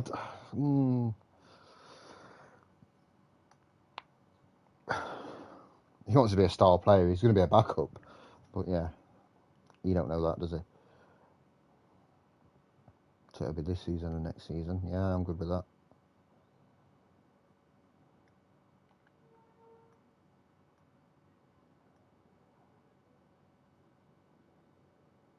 Really do need these defenders though.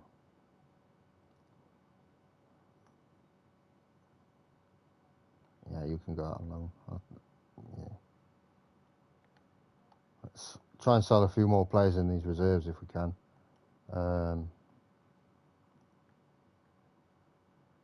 You know, I don't need these players. They're just taking up valuable space in the squad.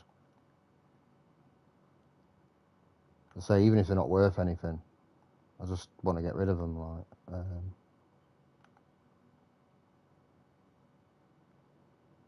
hey, I don't need these guys.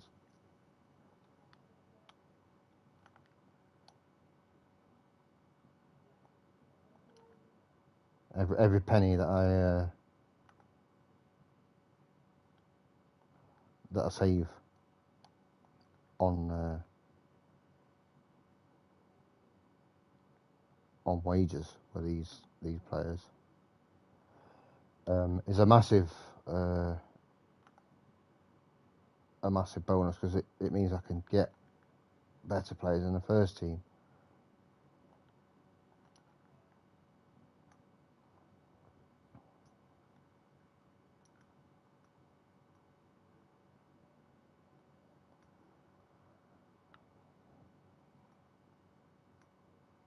How long? We've got maybe 2 weeks till the season starts.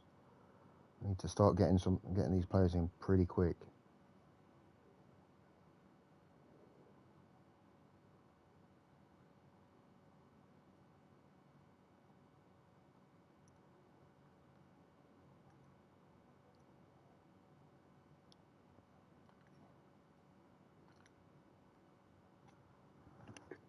Hopefully on appeal we can get both of them in. If not, then I'm going to be really, really struggling come the start of the season. So we're going to know on the 28th of July. And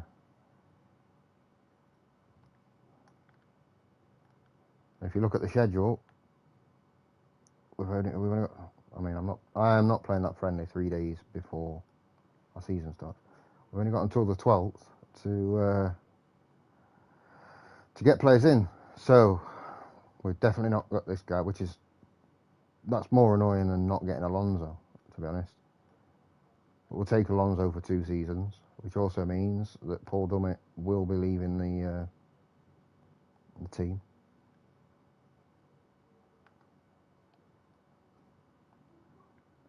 So still, we need a right back and a centre back, and we've got plenty of money, but we just can't find anyone. So what I'm going to do is we're not going to go for transfer listed players now. We're going to put the centre back, and we're going to put region, UK or Ireland, because we're really struggling to get players in because of work permits. So positioning, tackling, marking and heading. Who can we get? James Tarkowski. He's 30, but a good player. We'll have a look at him. Dion Sanderson from Wolves. We can have a look at him. He's more of a right back, which, to be fair, we could do with Callum Chambers. Bit expensive though. These guys. Lewis Brunt at Leicester. Again, we can have a look at him. Nothing wrong with having a look. Chris Smalling would be a great signing. I know he's 33, but he'd be good for a couple of seasons. There's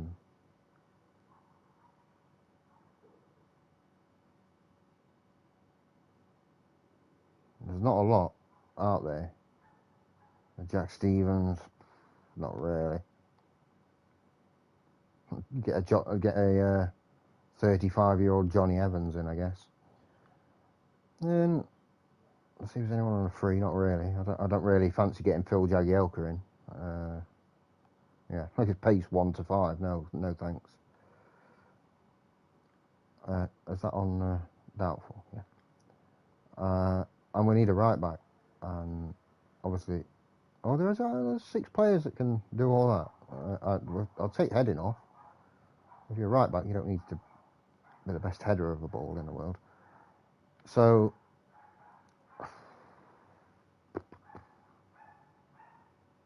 like the players that I'd like to get, like Ben Johnson, would be good.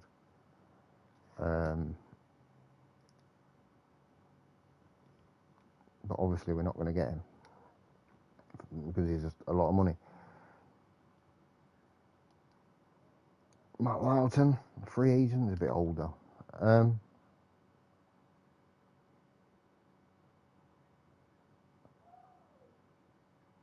Okay, so you play 2 wingers, 1 up front, and a midfield 3. Whereas I will put passing on, pace, acceleration. I'll take that down to 13. As you can see, my tactics. I play a 4-2-3-1, but I play one guy just in front of the other guy. So he'll sit back and win the ball, and this guy will be kind of box to box. The fullbacks overlap as well. It is quite an attacking formation, especially for a team like Palace. But it's good. It does work. And there's no players that can do that.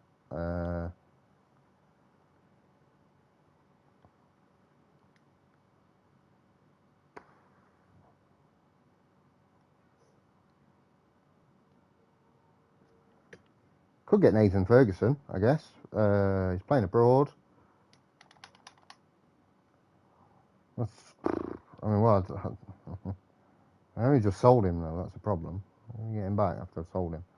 Right, so we'll take that down to 13. And what can we take? Take crossing off, and we'll see. There we go. I don't know why these players went on before, because surely these have got at least 10 crossing. But yeah, whatever. Finn Stevens is wanted by Bournemouth, so he probably won't be that good. He's a lot of money as well.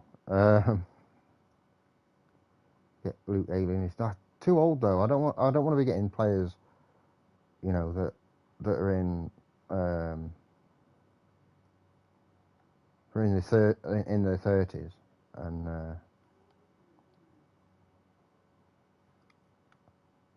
and then in a season, 2 seasons time, I'm gonna have to replace them anyway.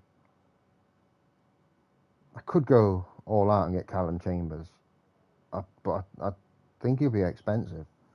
Let's see what the scouts say anyway. I've got 2 weeks before the season starts.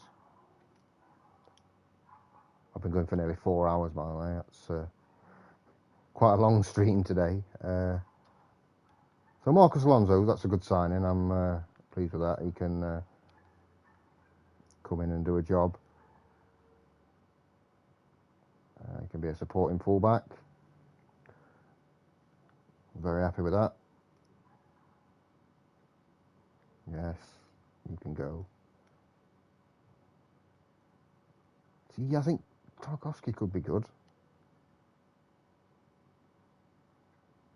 Only 9 million. Let's give him another scout. Dion Sanderson is not too bad. He is young, so we'll have another look at him. So Brunt is a definite no. Oh, look, Smalling is class. Like, he's on a different level.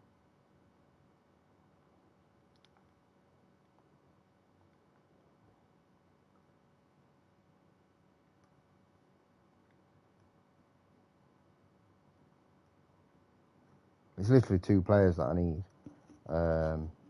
But I don't want to overpay. And well, that's annoying. And I don't want to use all of my money just on those 2 players.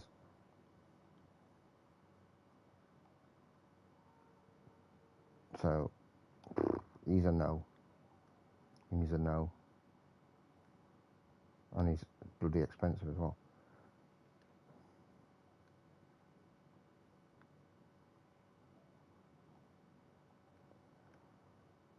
Callum Chambers is a yes. If I can get him for around 20,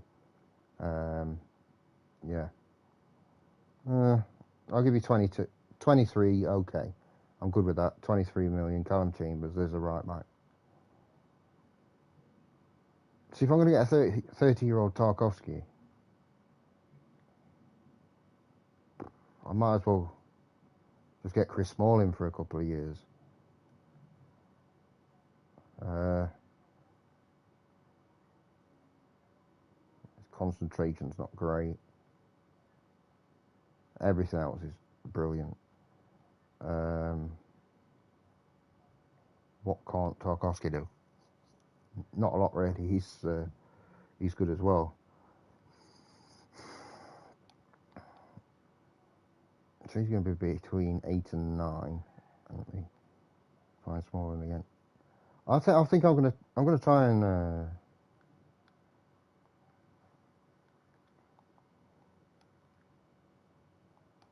behave. I'm gonna try and get Chris Smalling.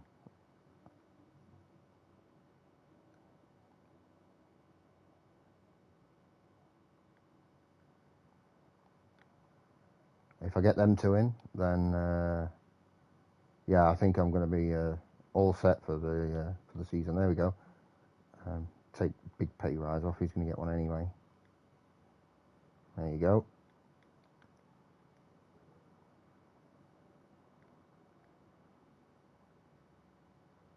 Get 2 seasons out of Smalling. That'll be perfect.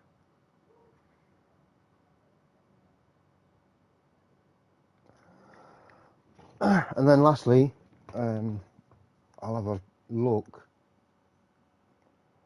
Although I'm not bothered about him now. Obviously, Smalling's going to be coming in. Oh, don't come on, Leicester. What are you playing at? Find a right back that's good and that will fit. Well, that's good. That's good. Because he's on quite a bit of money.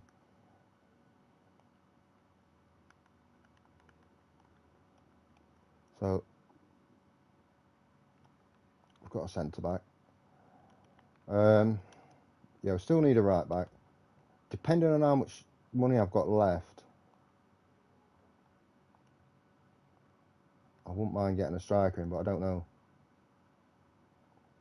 how much money I'm going to have left.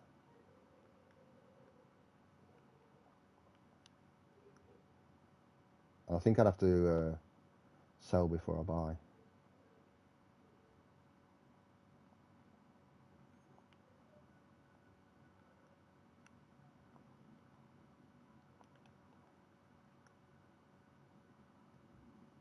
So I don't care about domestic cups. Once again, it's the same as before. The cups aren't at all important to me.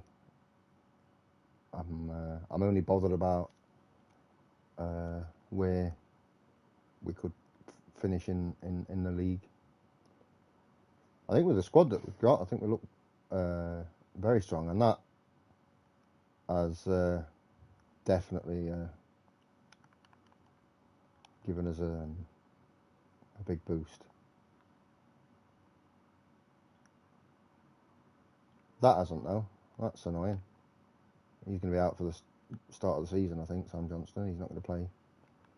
But that's what we've got Timo Horn in for. You know, we've got a backup goalkeeper there that hopefully I can rely on, and that'll be good.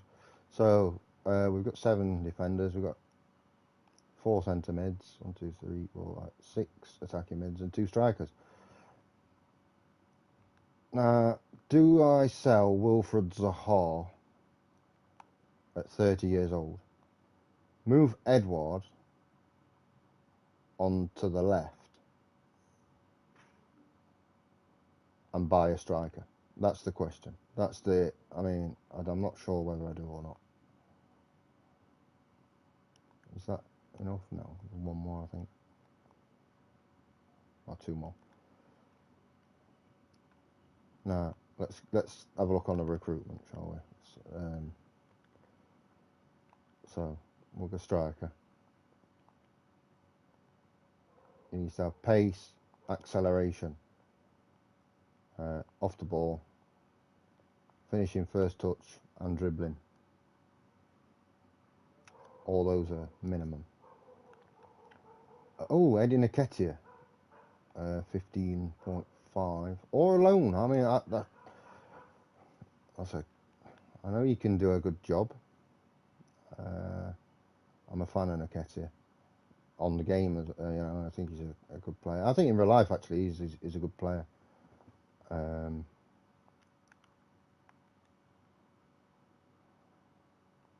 What do they want for him? Like a mandatory 16 million. They don't want half of his wages, do they? I'm willing to pay that. if he's willing to come to Palace, then I'm definitely willing to pay that for Nketiah. Yes, I know I spent 46 million. I needed to. I couldn't do another. I couldn't go another season where I had to get 4 or 5 loan players in.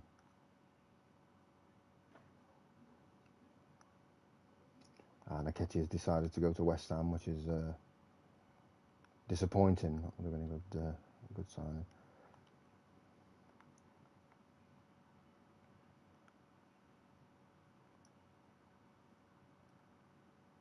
It is very, very tempting to try and get a striker and then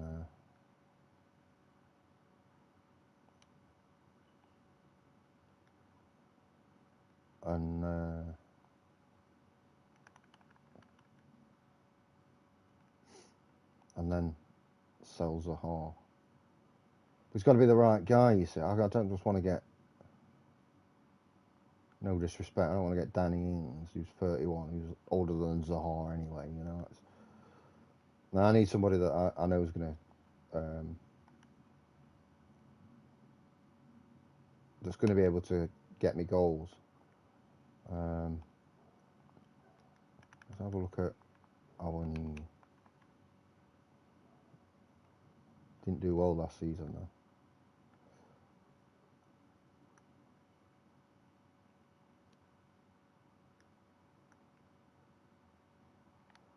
Just injuries. Not even started the season yet.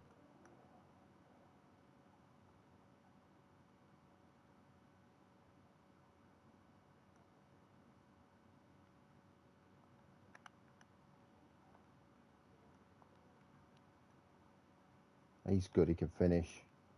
Decent first touch, good dribble. Not very his composure is awful though. Oh my word.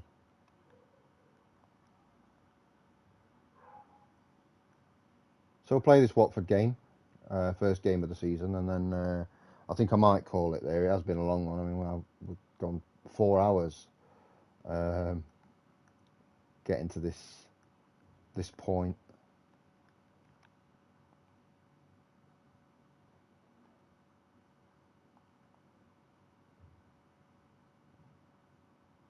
And it's been a long old slog today. It's been worth it though. We had a really good end to the season, and let's see what we can do against Watford, who are obviously newly promoted. Timo Werner is going to play. Callum Chambers, Anderson, Mark Gay, Mitchell.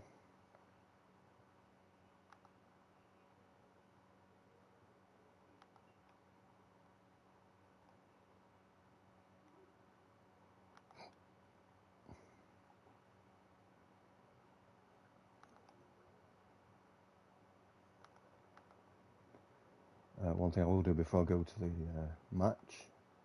Smalling's actually fit. Can he? I'm going to start Chris Smalling. I don't care. Thuram,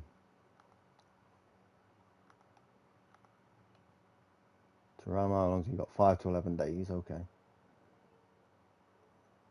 The core is 9 days. Bamba's at 4 days. So it's not like 2 days. Look, they're not big injuries.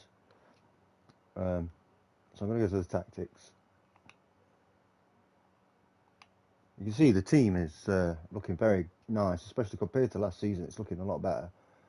And we're going to take everybody off of set pieces, basically, and redo this. So we'll go down as far as Elise, but take Alonso off, if we can. If it lets us. Oh, I'll just do it this way, it's easier. So I don't want my left back on the corner, basically, is what I'm saying. Same as free kicks. I actually don't want him on free kicks because I think he's too. They get too far forward and you can get caught out. So we'll go down to Ezzy again for free kicks. We've got quite a few good free kick takers in the team. So again, take these out. Put these in.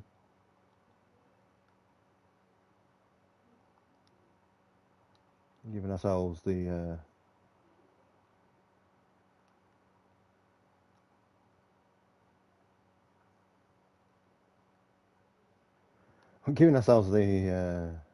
the best free kick takers in the club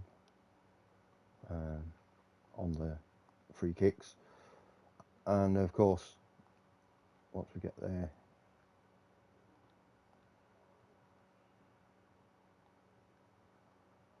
so Alonso can definitely go on long throws as well, so can Chambers, but basically the fullbacks go on long throws. Penalties, Zaha can take a penalty, so I mean, Alonso can as well, he can get on them. I'll put you there, Paredes can have one, Elise can go down there. Captains, of course, we've only got two, so we need to get some more, but obviously we need to speak English if possible. I know he can't, but he's a good leader, so I think that'll do. Well, I don't think we use that many players anyway. So, all right, team selection. There we go. There's the starting lineup for the first game of the season. Watford at home. If we've got any ambition this season, this is a game that we should be winning and winning quite comfortably. But we'll see. Of course, up front, no debutants in the attacking midfield or striker. They're all injured.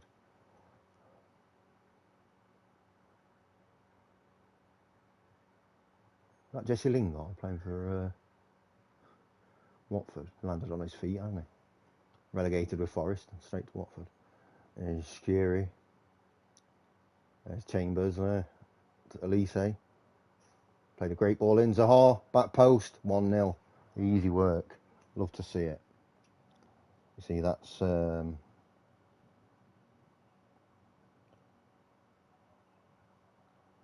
what we want.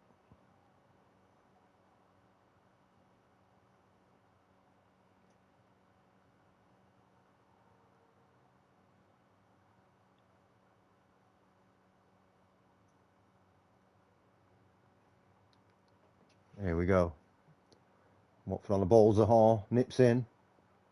He's got men over. He's got Elise. Oh, it's a good save from Backman in goal.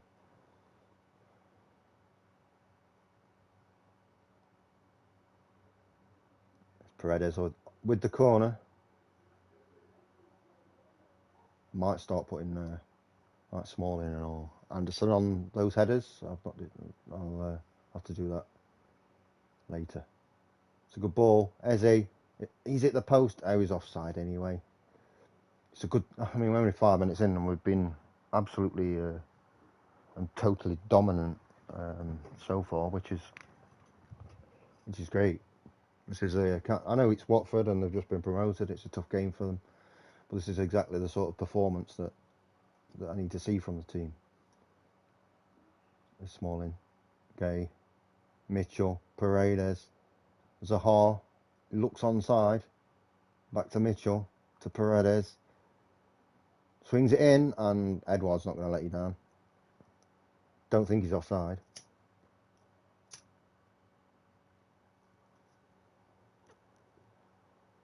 Checking it.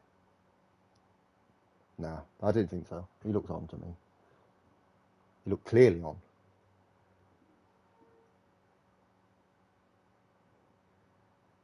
A perfect start.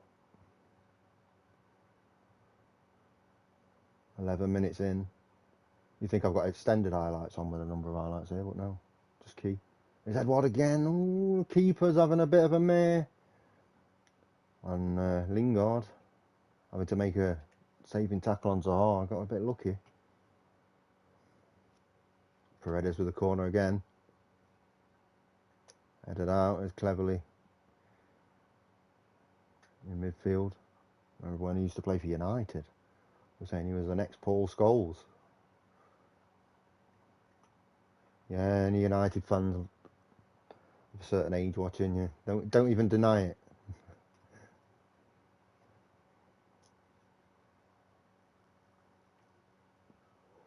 Look decent up front, Watford, with Saul and João Pedro, but they can't get it up front. There's Edouard, second goal of the season. Wilfred Zaha with the assist.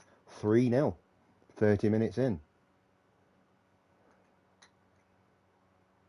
I think that side of the that bit of the stand there with the Watford fans in is going to be empty soon. At least they haven't got a long trip home. So just north of London, isn't it? So yeah. Okay, Edouard, yeah, I'm back, baby. Yeah, he is. He is very much back. And Mitchell, Eze, swings it in. Referee. That's a blatant push. He's lucky if he's not going to be off. Chris Wilder there, furious with his players. Yeah, I don't blame him. I don't mind if Edouard takes this for his hat-trick. 3 of the best. He's made them pay. This is not FIFA, but yeah. Yeah, 3-0. 4-0 with 3 from Edouard is top class. And we've got, well, I mean, this is where we have been weak, but it's Watford that's given the ball away. Here comes Elise. Lost out to Jamal Lewis there.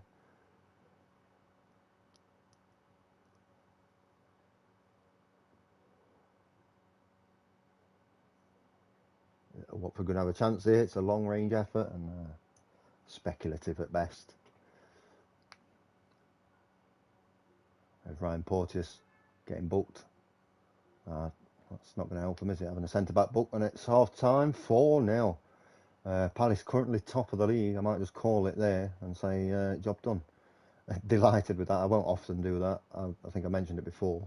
I think it takes from your player's performance in the second half, but we're 4-0 up, and I can't really say other than that I am delighted.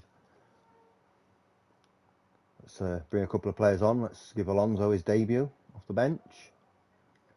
And I think Campagna's going to come on. I'm going to put him in CD. In fact, I'm going to swap him. Paredes can go there.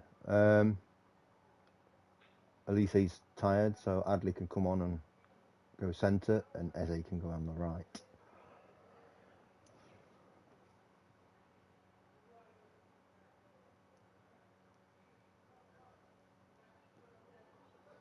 Alonso making them forward runs. That's what he's there for. He's going to be the Mr. Attacking left back. But we get that from Mitchell as well, so it's good to have that backup option that's like for like. Here comes Jamal Lewis. He's going to show us why I should have signed him last season and didn't. It's a great cross and it's a good goal. You see this is the old delighted thing at half time. As I say, it kind of makes you drop your performance. I didn't see much wrong there. Yeah, goal's been awarded. Clearly onside.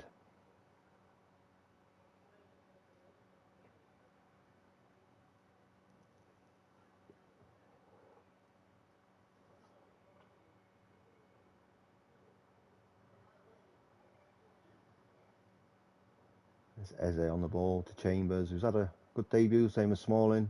I mean, they've all played well. We're winning at the end of the day. And here's Edouard again. Oh, it's just off the inside of the post. And ooh, there's some dodgy goalkeeping from Backman there. Watford won't be happy with that.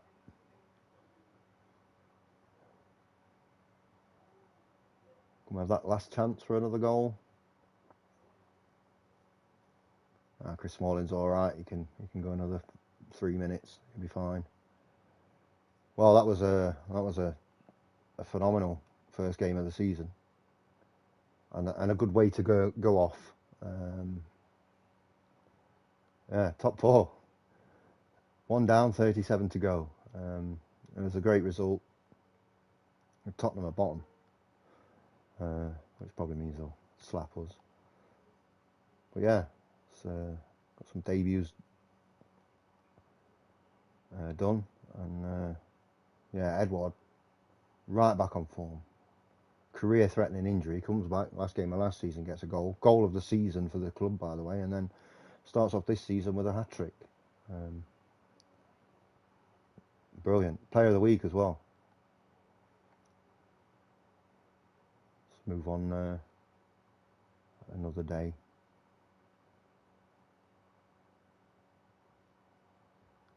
So we've sold 48 season tickets more than we did last season. Yeah, so I hope you've enjoyed the stream. For when, you know, I know I've seen people come in and out as I've been streaming. I hope you enjoyed what you've watched, and we're back on again for the next part of this journey with Crystal Palace. And thank you for watching.